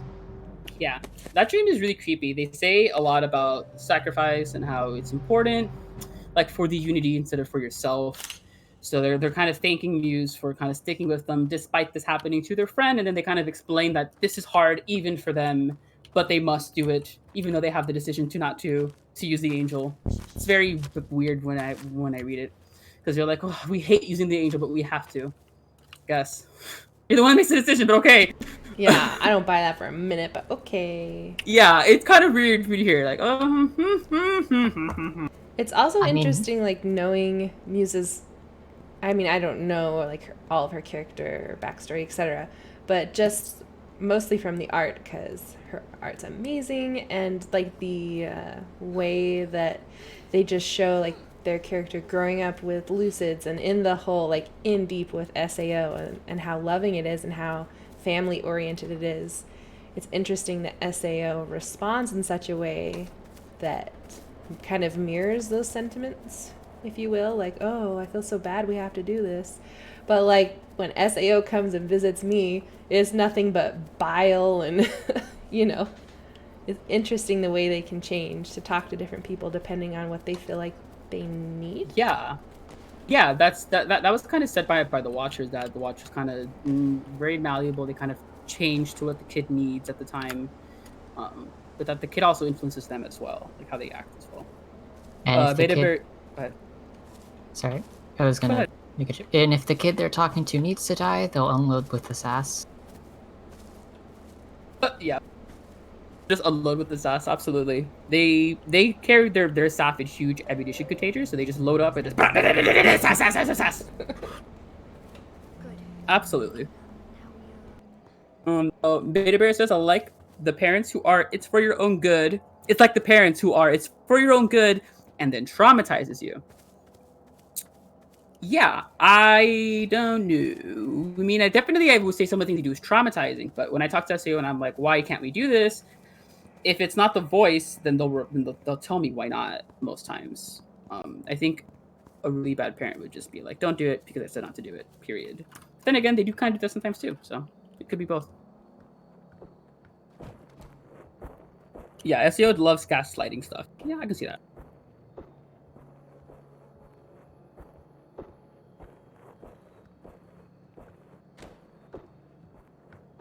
But yes. So moving on,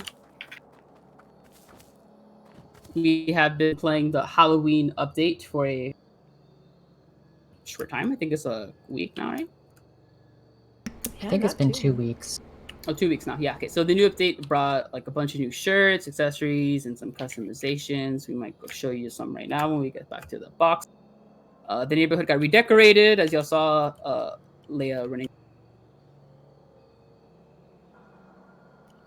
We still have Leia running around, looking at the decorations and stuff. So we got a decoration revamp, and then we got a lot of accessories added. We also got 3 new missions. And you know what we want to know? Dun dun dun. What was your favorite new mission? The egg mission, the dancing mission, or the laser mission? Let's just talk about how Patches hinted the egg mission and then put dance, and we were like, dancing eggs for like hours in Discord. Or we were like, you have to protect the egg and then you dance with it. Like, we were just like going off. Like, we didn't think about it being 2 separate missions. We were like, the egg goes with the dancing, goes with the lasers. Like, and make sure if you vote egg, you do eggs with an S plus. yes, eggs is with S. Eggs with an S. So many for dance already. Dance is the best mission. That's my vote too, girl. Dude, I did not get that. Like, the first time I got it was this week, like just a few days ago, and my heart was like literally soaring. I was like, this is the best mission. I know. It should show up more. These new ones haven't shown up a lot for me. I've been getting just a lot of old ones. I get the egg one quite a bit. I don't get that one. I really got it the first time ever yesterday. I'm like passing with you. I guess. And I was like, oh, this is the egg one. It's so cool. I just threw some eggs. Yeah, I'm a Sparrow. Yeah, I'm a Sparrow on that one too. I read it too. I'm gonna read it out loud. Yeah, Sparrow can't help but go woo every time they do the dance mission. Me too. I'm like off the wall. Whenever I get the laser mission, usually the group I'm in just freaks out because, hey, it's time to make laser art. There's been so much cool laser art in the media sharing too. I'm like obsessed with trying to get like a single straight line, so I'll be there for like a ridiculous amount of time clearing out my extra little like thingies, the little relays to kind of like get a straight relay. Like I'm pretty. So when people do it with me, I'm like, hey, we gotta get it straight. I try not to be too OCD about it because.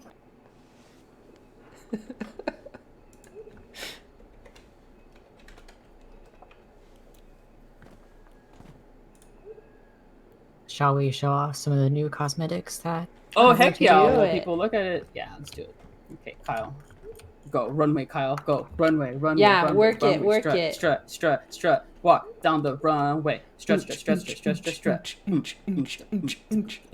Oh, yeah. This is Kyle. He's sporting his awesome bat shirt. The wings are actually touching, which is so cool. The wings actually touch, and they do glow. And it's cool. Right, if you look at like the shoulder, they're actually connected. Oh, I see. It's like you're wearing a bat bib. Okay. Anyway, change the shirt. I do have all the ones that have rotated in so far, so I should be able to show off. See, Beta Berry likes my bat bib. I actually got this adorable cat skeleton. Yeah, cat skeleton is cute. It glows too. Not glowing, glowing. So I like how it glows. Oh yeah, all the new cosmetics glow in the dark. So if I step over here, you should see the shirt from. Ooh, spooky. I am wearing the. Even if you step in this corner. Oh yes, Whereas like that's true. your character is basically invisible. Oh god, that's creepy. You'll still see this. Look at this flame boy. Yes, and I have the cute ghost shirt because ghosts are cute. Oh, I and love should that be one too. And I am a spooky pumpkin. Yes. Welcome back. Thank you. Yeah, the spooky ghost. We're showing off some cosmetics. We also have what Leia's wearing, which is probably my favorite shirt, is this one. Which is The ribcage. Yeah, the ribcage. It's so good. A lot of these cosmetics are really good. I love the pumpkins too. Like that's my favorite thing. Is to just put a bunch of pumpkins everywhere. God, it's so spooky in here. I really like the creepy masks too. I'm a mask person though. Yeah, Absolutely. especially the hockey masks. Hockey masks are really like purgy, like for me. I like the pumpkin ones and the witch ones and the eye ones. The Dracula one is really cool too. I just like the one that has this really creepy smile. It's like you wake up in the middle of the night and you see this standing over your bed, holding a knife. No, the masks are creepy. Like no doubt, they're really good too. I love the witch ones. Witch ones are so cool. I wonder how long they're going to keep these cosmetics around. I don't know. I hope it's at least for a few weeks out of October.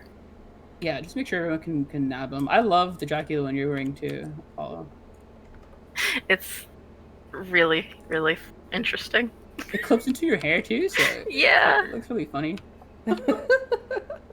All right, so we're gonna tally up our vote now. See what y'all's favorite mission. Whoa. Dance fever, baby! Wow, 80%. We speak as one. Got him. Oh shit! I accidentally typed my push to talk button in the chat. It's all good. I would agree. Dance. I Fever, man, agree. It's so the good. best mission. It's just it doesn't even feel like a mission. It just feels It like was so, It's just Fun. fun. Yeah. it's not a mission, it's a party. we speak as majority. Oh my god. There you go, Sparrow. Will you take care of that Zayden scream for me? Thank you. The little Zayden screams. So yeah, and that kind of comes up with the new missions. The AI also got improved this patch. There's the new spirally indicator that y'all have been seeing Leah use that kind of tells her where people are and relative to how far they and relative to how much they detected her, tells them where they are. Yeah, It's useful. Cool. So cool. I don't think it's really obtrusive. Obtrusive, is that a word? Obstructive. There it is. I think sometimes it is when the radio wheel is like lit the heck up. There's like a bunch of like arrows and they're all like, oh my god. Like I think that's when it's like, oh my god. But it just adds to the panic for me, really. I like it because, like, when I'm putting down like yard signs or something, like I know I'm gonna like get noticed, but it's kind of nice to know like, oh, okay, I was noticed by one person, or like, holy shit, the whole town is right here, and I need to get out. Now all of China knows you're here, literally. And it's also nice because it tells you where they are, because you could alert someone and be like, wait, who did I alert? Where? Huh? So And now true. it just tells you where. So It you're would just like, be. Sorry. It would be nice to make it toggleable, though. Yes, I completely agree, and I think Peru said they were going to do something about that to make it toggleable. So people I think that was something that was feasible. But anyway, moving on, we're going to be talking about our Daemon of the month. Finally, I know everyone's been eager and expecting us to finally. Apollo here has been waiting at the edge of their seats, waiting for their opportunity. So today we're going to talk about Seed the Grudge, the last god that we have not yet to talk about on the wheel. Their concept seems to be vengeance, revenge, justice, but it can kind of just apparently differ from follower to follower. Kyle said justice, and I thought I was like, what the? I haven't even heard justice. I've only heard revenge and vengeance. Yeah, according to TAD, she sees what she does as justice, but that's very subjective, though, if you think about it. Yes. You know. Apollo, teach us. The Tell idea us. of justice that she seems to be based off of is not really all-encompassing of the idea of justice. It is more based on punishment, like the idea said. yeah, it sounds more like punishment, but more like a personal like deliverance of it. You know, Yes, I'm yes. the deliverer of your bad karma today, etc. Yeah, she doesn't really care that much about causes. She doesn't like die for you's whole shtick. It's very much individual and personal, and despite that, she's trying to grow an army for some purpose that we still don't know. I mean, a lot of voices tend to grow armies just so they can have a lot of hosts and they can be very healthy, but it does sound like she has an intention for her army. But if her army's intention is just to fulfill each and every one of their personal desires, is it really an army, you know? I don't know. Yeah, that is the question. Yeah, or is it gonna be like, hey, I have my thing, you have your thing, I'm gonna help you with your thing, with your revenge plot, and then you help me with my revenge plot, and then we have mutual revenge-ness. Whereas Ruby in chat says the army of warriors. Army of Oh, that's warriors? interesting. An army of warriors. Or like an Amazon Prime of revenge. An Yes. Amazon Prime of revenge. Yeah, because once you get enough people helping you, man, you can get 2-day shipping. So, you know. Dude, you're so right. Then I could be like, hey, I have some revenge I need to be done. And then the STG kids will be like, what is it? Yeah. I don't know. exactly. Maybe. Interesting. Delivered Whereas, to like- your door. Like, they'll be like those people that, like, mail poop to people for you. You know, like, you pay, like, X money and they mail, like a bag of poop to someone. Yes. Yeah. But, like, not Totally obviously with, like, the poop. Right? Totally But, like, you know what I agreeing, mean? yes. That is why her Or is it- icon is the poop emoji, yes. Oh, my God. Oh no. Oh, no. Beta Bear says that would it be more like communism if they're all sharing the burden? What do you think about that, Apollo? All sharing the burden of, like, the same grudge? Yeah, like how I was saying, like if they would share each other's grudges and they would help each other complete them. Beta Bear says that's more like. Kind of? Yeah, I think so too, kind of. I'm not really too sure.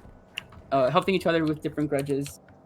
Because communism is very intense political. I know. And I think it's kind of hard to put it, compartmentalize it in a box for STG. I said it's because Tearful said revenge capitalism. Oh, I see. Yeah, revenge capitalism. It's communism. So SEO's nicknamed her as the Grudge Bear because I guess she just bears those grudges, and LL wants to. Look, am I reading this right? We don't speak Squint's about eyes? LL.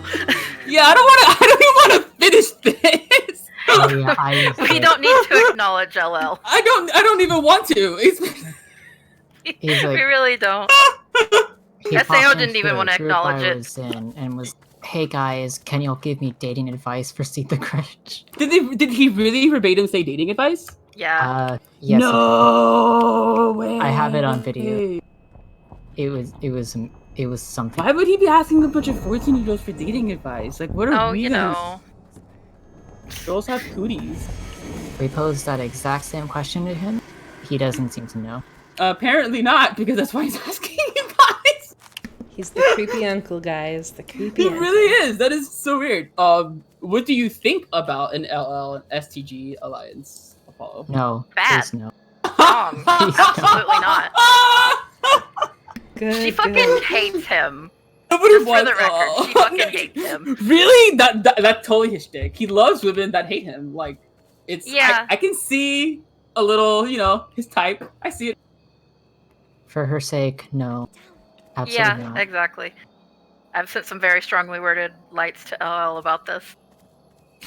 I You love did. it. Hands off, LL. Not Basically. I'm talking about. Ooh, Magpie said, I've been sending Ella lights to try and push him towards her so that she'll scythe him in half. Yes. Yeah, her symbol are those two sides that kind of make like a leaf. Yeah, shape. yeah. I like that a lot because it's a lot of powerful symbolism in the game. Very good. So Very she good can way. cut him in half and then in her teeth can eat him. And the idea can watch. Because he said he wants to. He did. I'm not making it up. He told me he wants to watch as in her teeth eats LL. It's When? just a thing. You know, I'm not even surprised because TAD and LL don't like each other. You know, TAD. I don't understand why necessarily either. If LL is the one that screwed over TAD, TAD has more of a reason in my head to not like LL than LL doesn't like TAD. Very true. LL was just like, "You're just the butt of the joke." Haha, got him. And then he's like, "Why aren't you laughing, TAD?" And TAD's like half broken, half alive. Like, Yep, exactly. Yes, Rev, I am also waiting for the time in her teeth gets to eat LL. I've already sent Life asking her, please eat this man. so if someone wants to get involved with STG, if they want to follow STG, what kind of advice would you give them? She seems to respond well to stories about your grudges, like what you've done about them, what you want, or at least that's how she responded to me. Is there any bar on how far the grudge can go? Like, is killing people off the board for her? We don't know yet, but the doesn't seem to be off the board. No, I like it. she has standards, but she's not above murder. Interesting. What type of host do you think would be ideal for her? I guess the really angry kind that's been wronged a lot. It kind of sounds that way, yeah. Like they need maybe someone that like produces a lot of results with their grudges. Like if they have a grudge, they complete it, and they might like that about them. They see their grudges to complete. Maybe, yeah. Ready? Ready. Can we please? But like she latches on to people who have been wronged above all.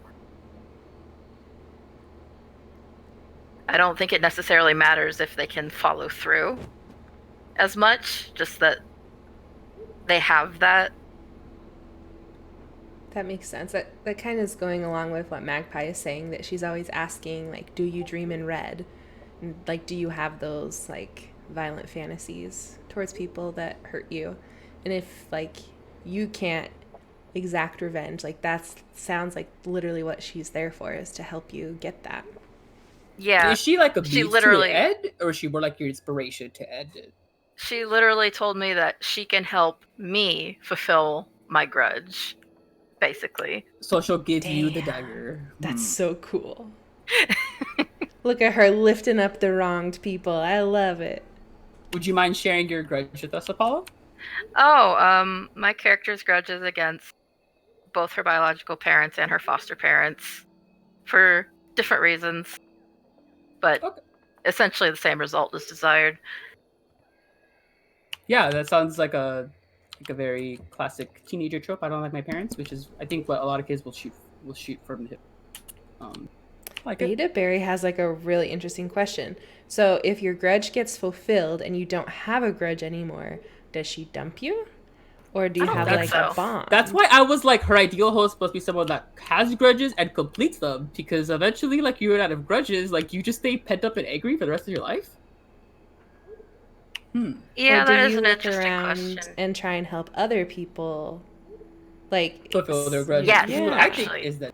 Yes, actually, that is something that she has encouraged in the past. Cool. Yeah, so I could see that happening, where her little RB vindication is like, you have a grudge, we'll help you solve it. Exactly. And then in return, you help other people get that vengeance. She directed us to protect those who cannot protect themselves, basically. So cool. Magpie says to talk about the dog, Apollo. Oh. Talk about the dog, huh? Who said that? Who exactly Magpie? is calling me out? Magpie. Wow, okay. Okay, so... You don't have to if you don't want to, if you don't. Oh, no, I can summarize it really quickly. Nisha's dog went missing, and she found out that her parents were in some way complicit. That is so annoying. I'm bad. I'm bad now. Oh God. Yeah, that is the source. Now I want to help Nisha complete her grudge. Let's do it for the dog. Justice Let's go for right Nisha. now. Sparrow says, didn't TAD tell Kyle that people STG touches are never the same? Oh, indeed he did. Yeah, I don't know what he means by that. Me exactly. too. He was specifically referring to the person who probably brought her to Reddit. Oh, yeah. I asked, because he said that he pities them, and I was like, wait, why?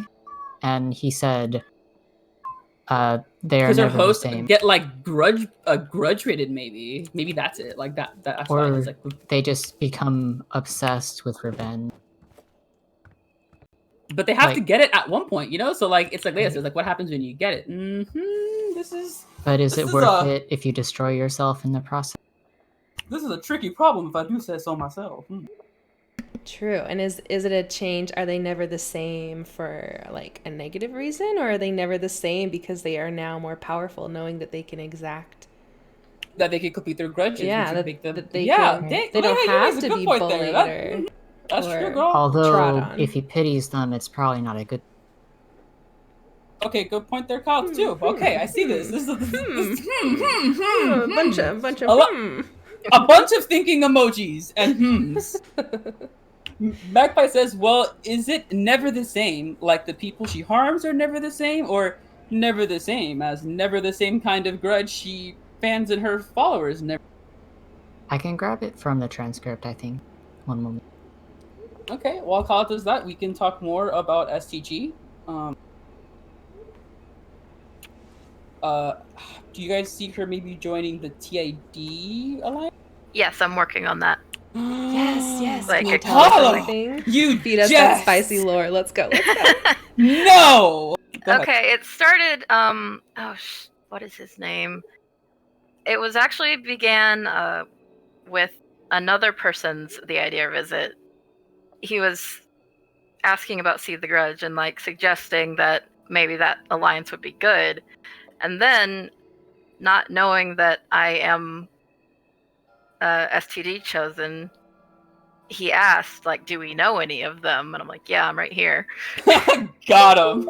And the idea seemed interested in using me as sort of a bridge, as a messenger.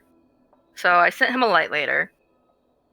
And eventually he visited me to basically talk strategy about how to get See the Grudge into this alliance.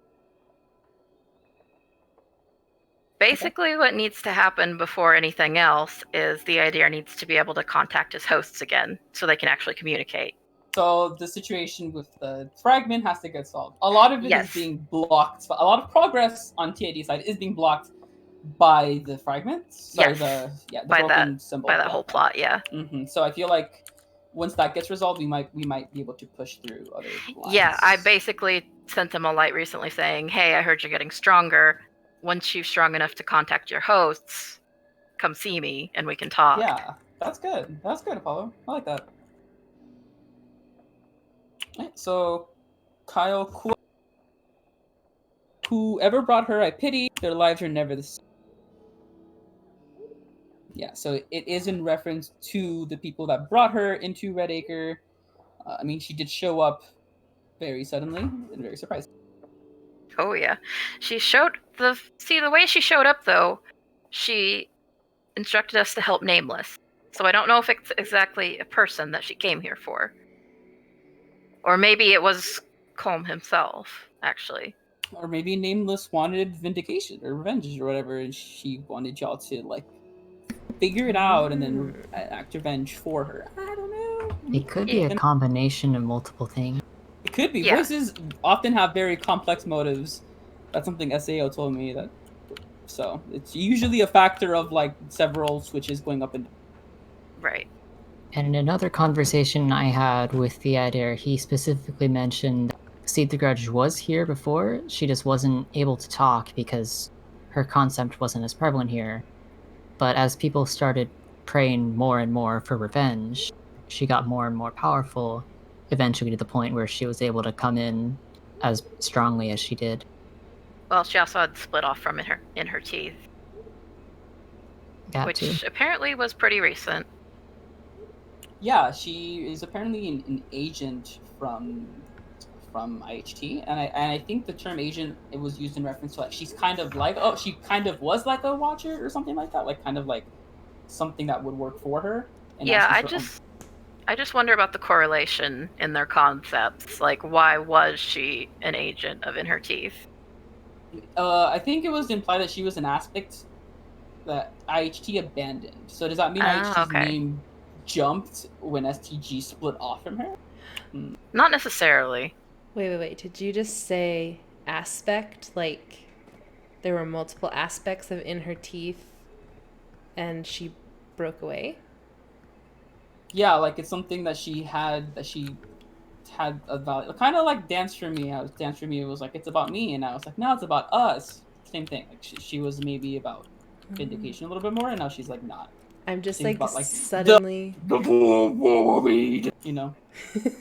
I'm suddenly like remembering what feels like 10 years ago when the Idare said that he broke into two aspects. When you said that word, it just brought up bing. The Bing. Yeah, what's that all about?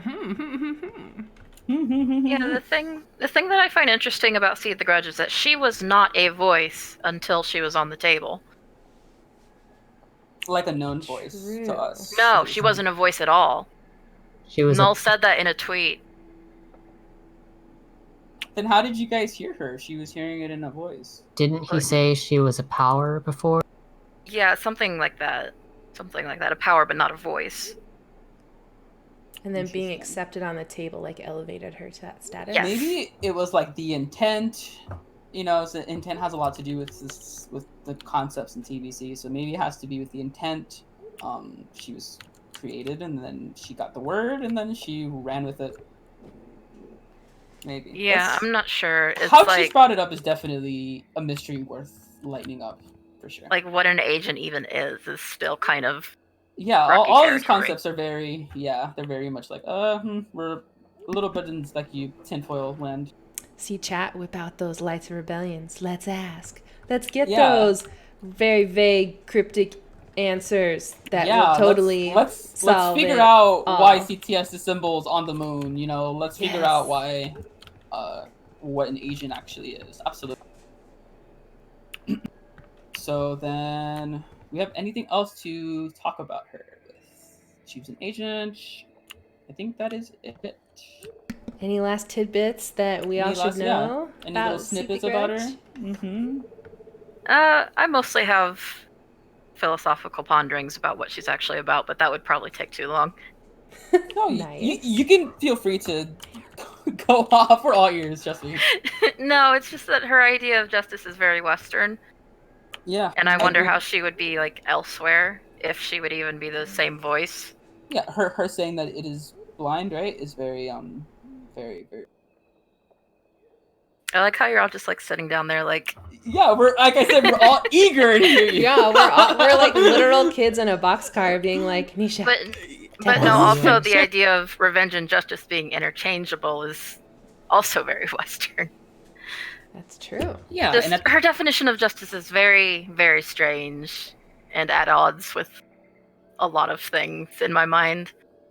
I completely agree. She's not very definitive on what she means by it, but I think that's kind of the appeal to her because she's always about like it's individual, it's personal. So maybe it really just has to be on how you hear it, like whatever you want. If you want it to be vengeance, it's vengeance. If you want it to be revenge, it's revenge. If you want it to be justice, it's justice. Yeah, it's also the like what qualifies as a valid grudge, really. True. Like, That's why I how asked about do you that. justify this and that? Exactly. How far can you go before you become the person who hurts others for fun, basically? Exactly. Yeah, I completely agree, and that's why I had asked earlier, like where the bar was, like if killing was too high, because I wanted to know if it could kind of spiral out of control like that. Yeah, that's one of the things that could do to be clarified still. Yeah, so a lot of good little darkened corners of her that we can definitely enlighten this next coming month. Absolutely. And I look forward to maybe having you on maybe a couple of shows later to talk more about her and see what she might have learned. Sure, hopefully we'll have actually seen her by then. Wow. Oh my You'll have to give God. us that good update. I completely agree, though. Or maybe she'll just crash the next show and be like, hey guys, heard you were talking about me. Our you shows talking are on shit. Sunday for a reason. Hey, it's not impossible. It's not. It's not impossible. It's spooky to think about. We all haven't talked, ticked, but we're in the boxcar, so we're safe. Hopefully. Crossing fingers. Hold my breath. Hopefully. I guess now we can transition towards our community segment now. We get to time to look at all of the awesome fan art and all of the amazing stories and videos and music and tidbits and whatnot Yes. that y'all have sent us for this month. Leah, lead us. I will lead you in a second once I pull it over. Oh my gosh, you guys, there's so much good art this month. This is actually the biggest contribution, biggest month so far. Keep getting more and more. It keeps getting bigger. I know, I love it so much. Okay, let me do this. Dun dun dun. Okay. Can we all just take a second and appreciate how Leia did a computer thing and put a pumpkin on there? Thank you. Yeah, Thank you. okay. She's doing computer things now, guys. Yeah. She got the poll going. Hello. She just, transitioning into a real human. Very cool. Yeah, absolutely. Shedding the snake skin, becoming human, no longer reptilian. Yes, yes. Okay, first up is our resident Azura J. Oh, I love his art. Yeah, I know, me too. It makes art. my heart just woo. So this was submitted by our TBC member RK.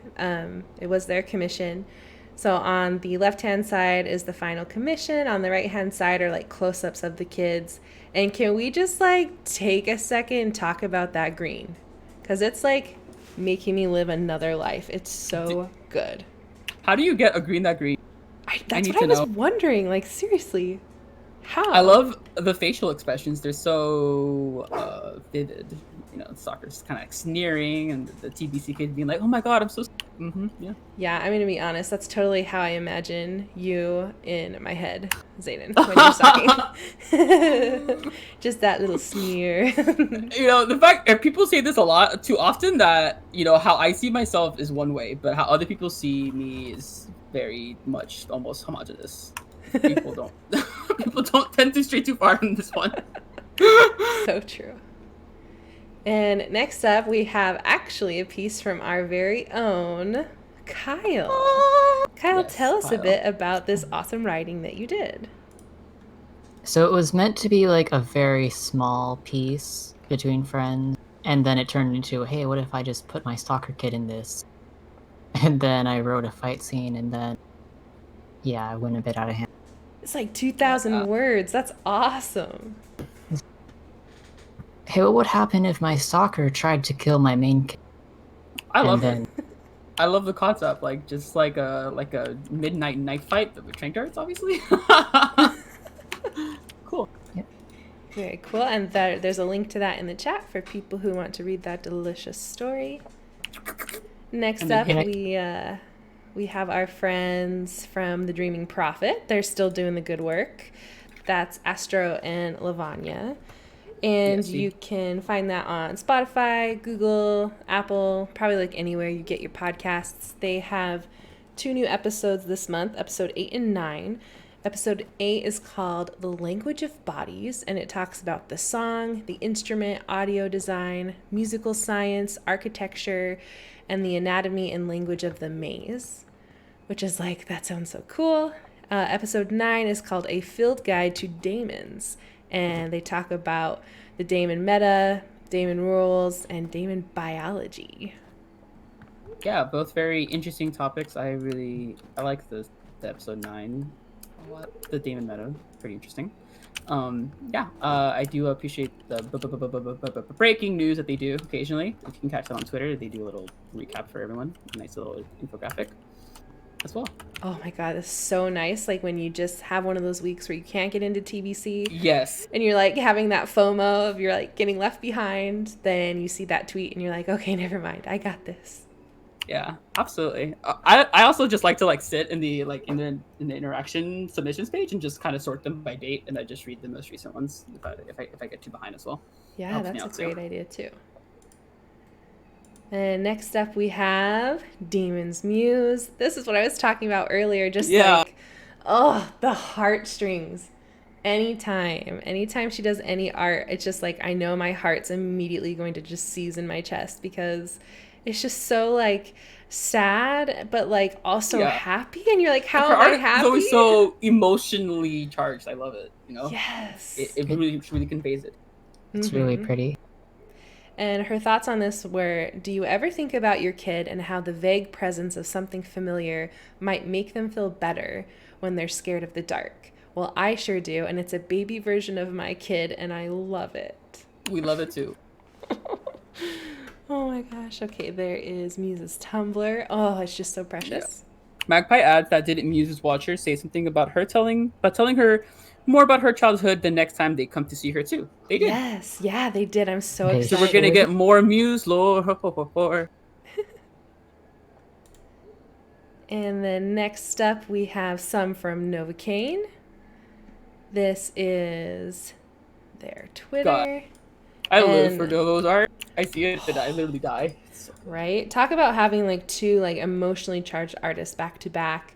I know. When I saw this Stalker one, I was just like, you could see it in their eyes, just like, oh my goodness. Yes, I'm just staring at it like speechless. I love it. Especially the lighting on the one on the right. That's just so beautiful. Yeah, absolutely in love with Novo's art. I'm always peeping their Twitter to see if they posted anything.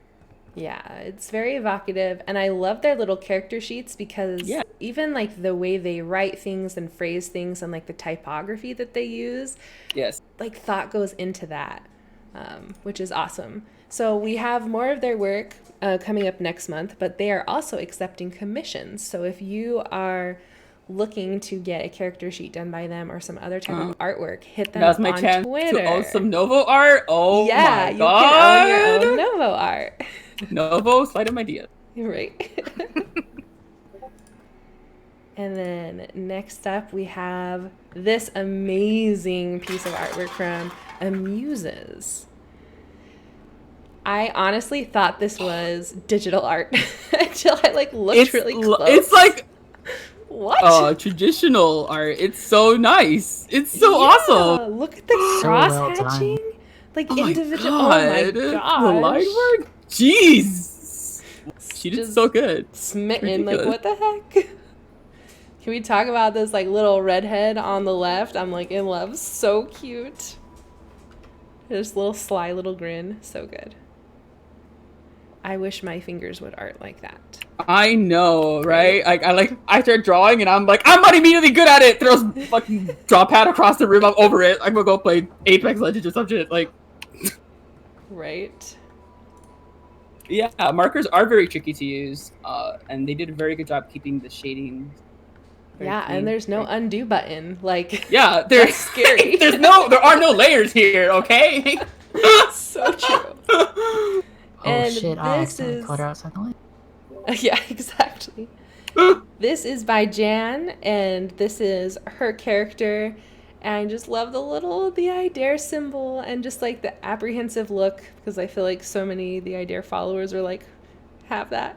Yes, I agree, and I love the look as well. I love the way that the eyes just kind of like sit. I don't know, mysterious and dark. Also, She did a thank great you, job. Sparrow, for catching that Zayden squeak. Got it. Sparrow was on these got it. Zayden streams. we modded them. I supported 110%, and then they're like going off on the Zayden streams. Go for it. Perfect. Next up, we have two drawings. This is by On You. This was actually submitted by Wine Cakes, and they are sisters who play TBC together. Isn't that so cool? Like, That is Aw. so wow. cute. Yeah. I used to play TBC with my brother. He was like role playing, so I I'm sorry. I'm just kidding. Well, no, I'm not kidding. That's the real story, but I do love the siblings playing TBC together. It's beautiful. It's so cute, and that little Sergeant Snuggles like captured his essence perfectly. I didn't even So realize really good. He looks so he's smart. smug. He's so smug. Yes, Kyle, I love it. He's like, oh Right. yeah. He knows what's up. It's so good. And then next up, we have this was submitted by RK, and it is a commission of their character that was done by the Not So Spooky Witch of, I hope I'm saying this right, Ryan King, RK for short. And I just love the colors that they use. I mean, I'm a purple person anyway, but this just is beautiful. I love how they added the little specks of dust or leaf or whatever. Yeah, the light. little dust motes I love it. caught in the light. That's really good.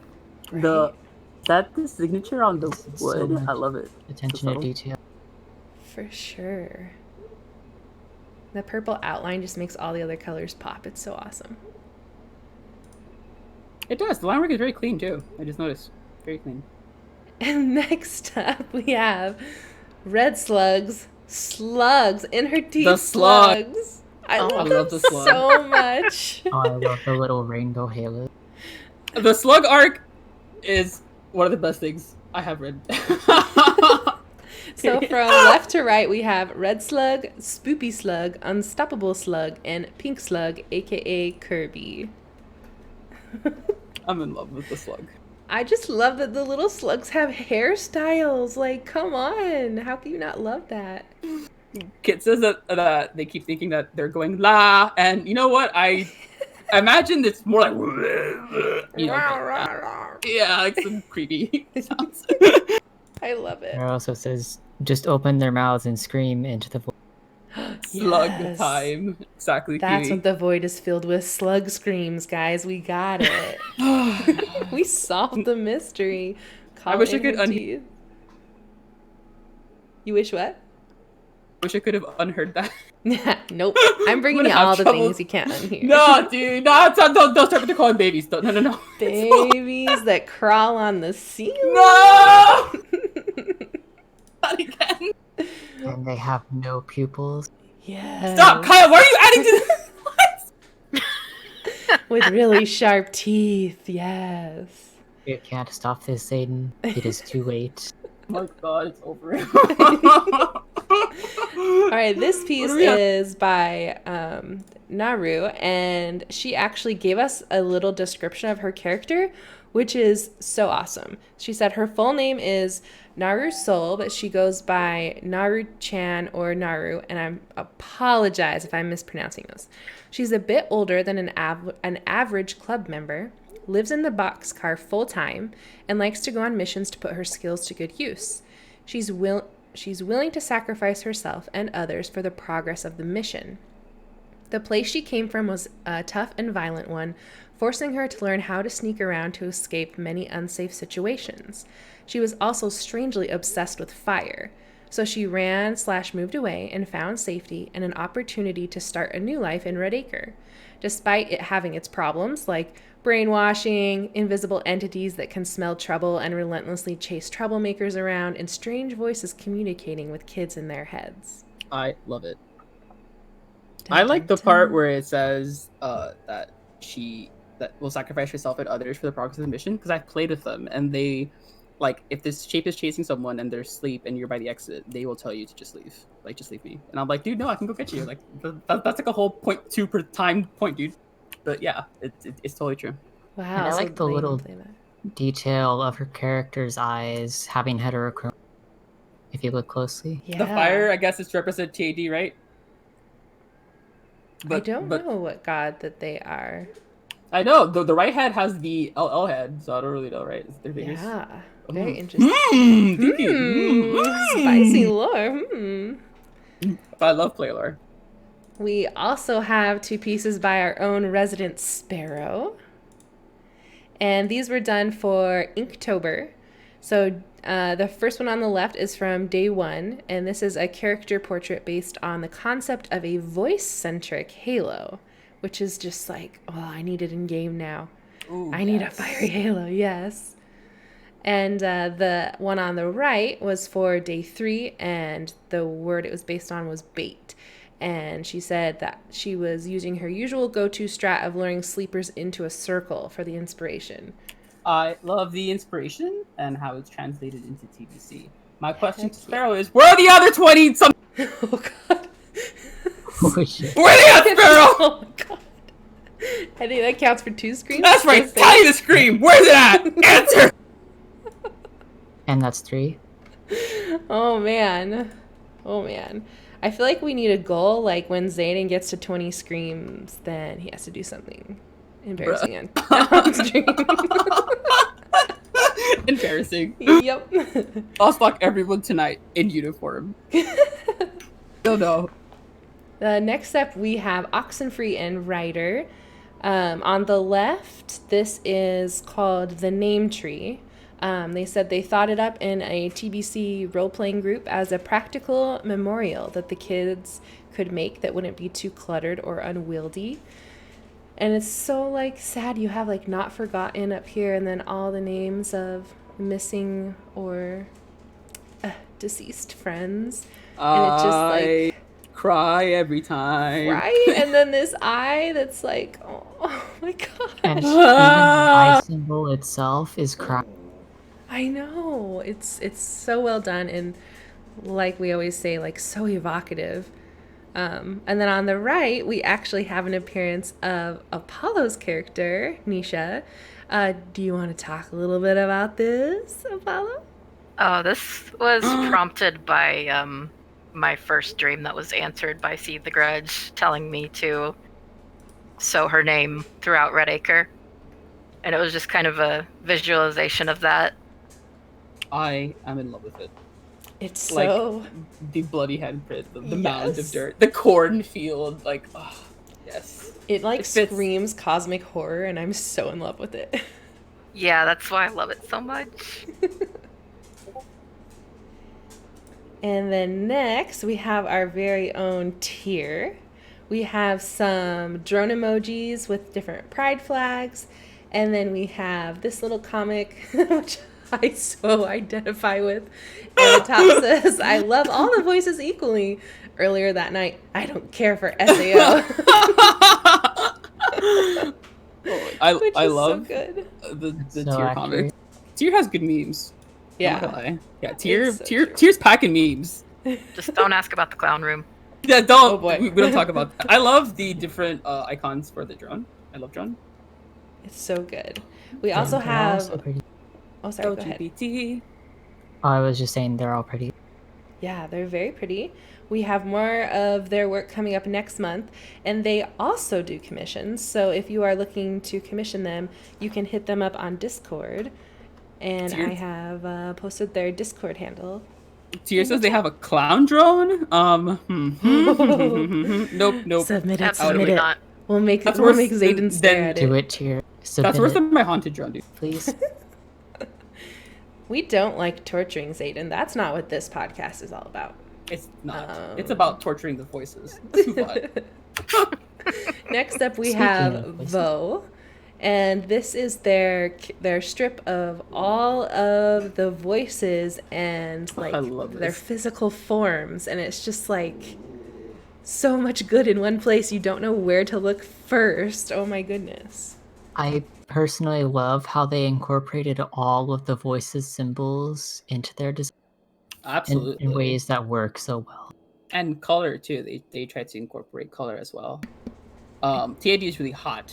That's all I gotta say. Zayden's got it for the adversary. Just saying. That's for you, Sparrow. Oh Damn. shit, exposed.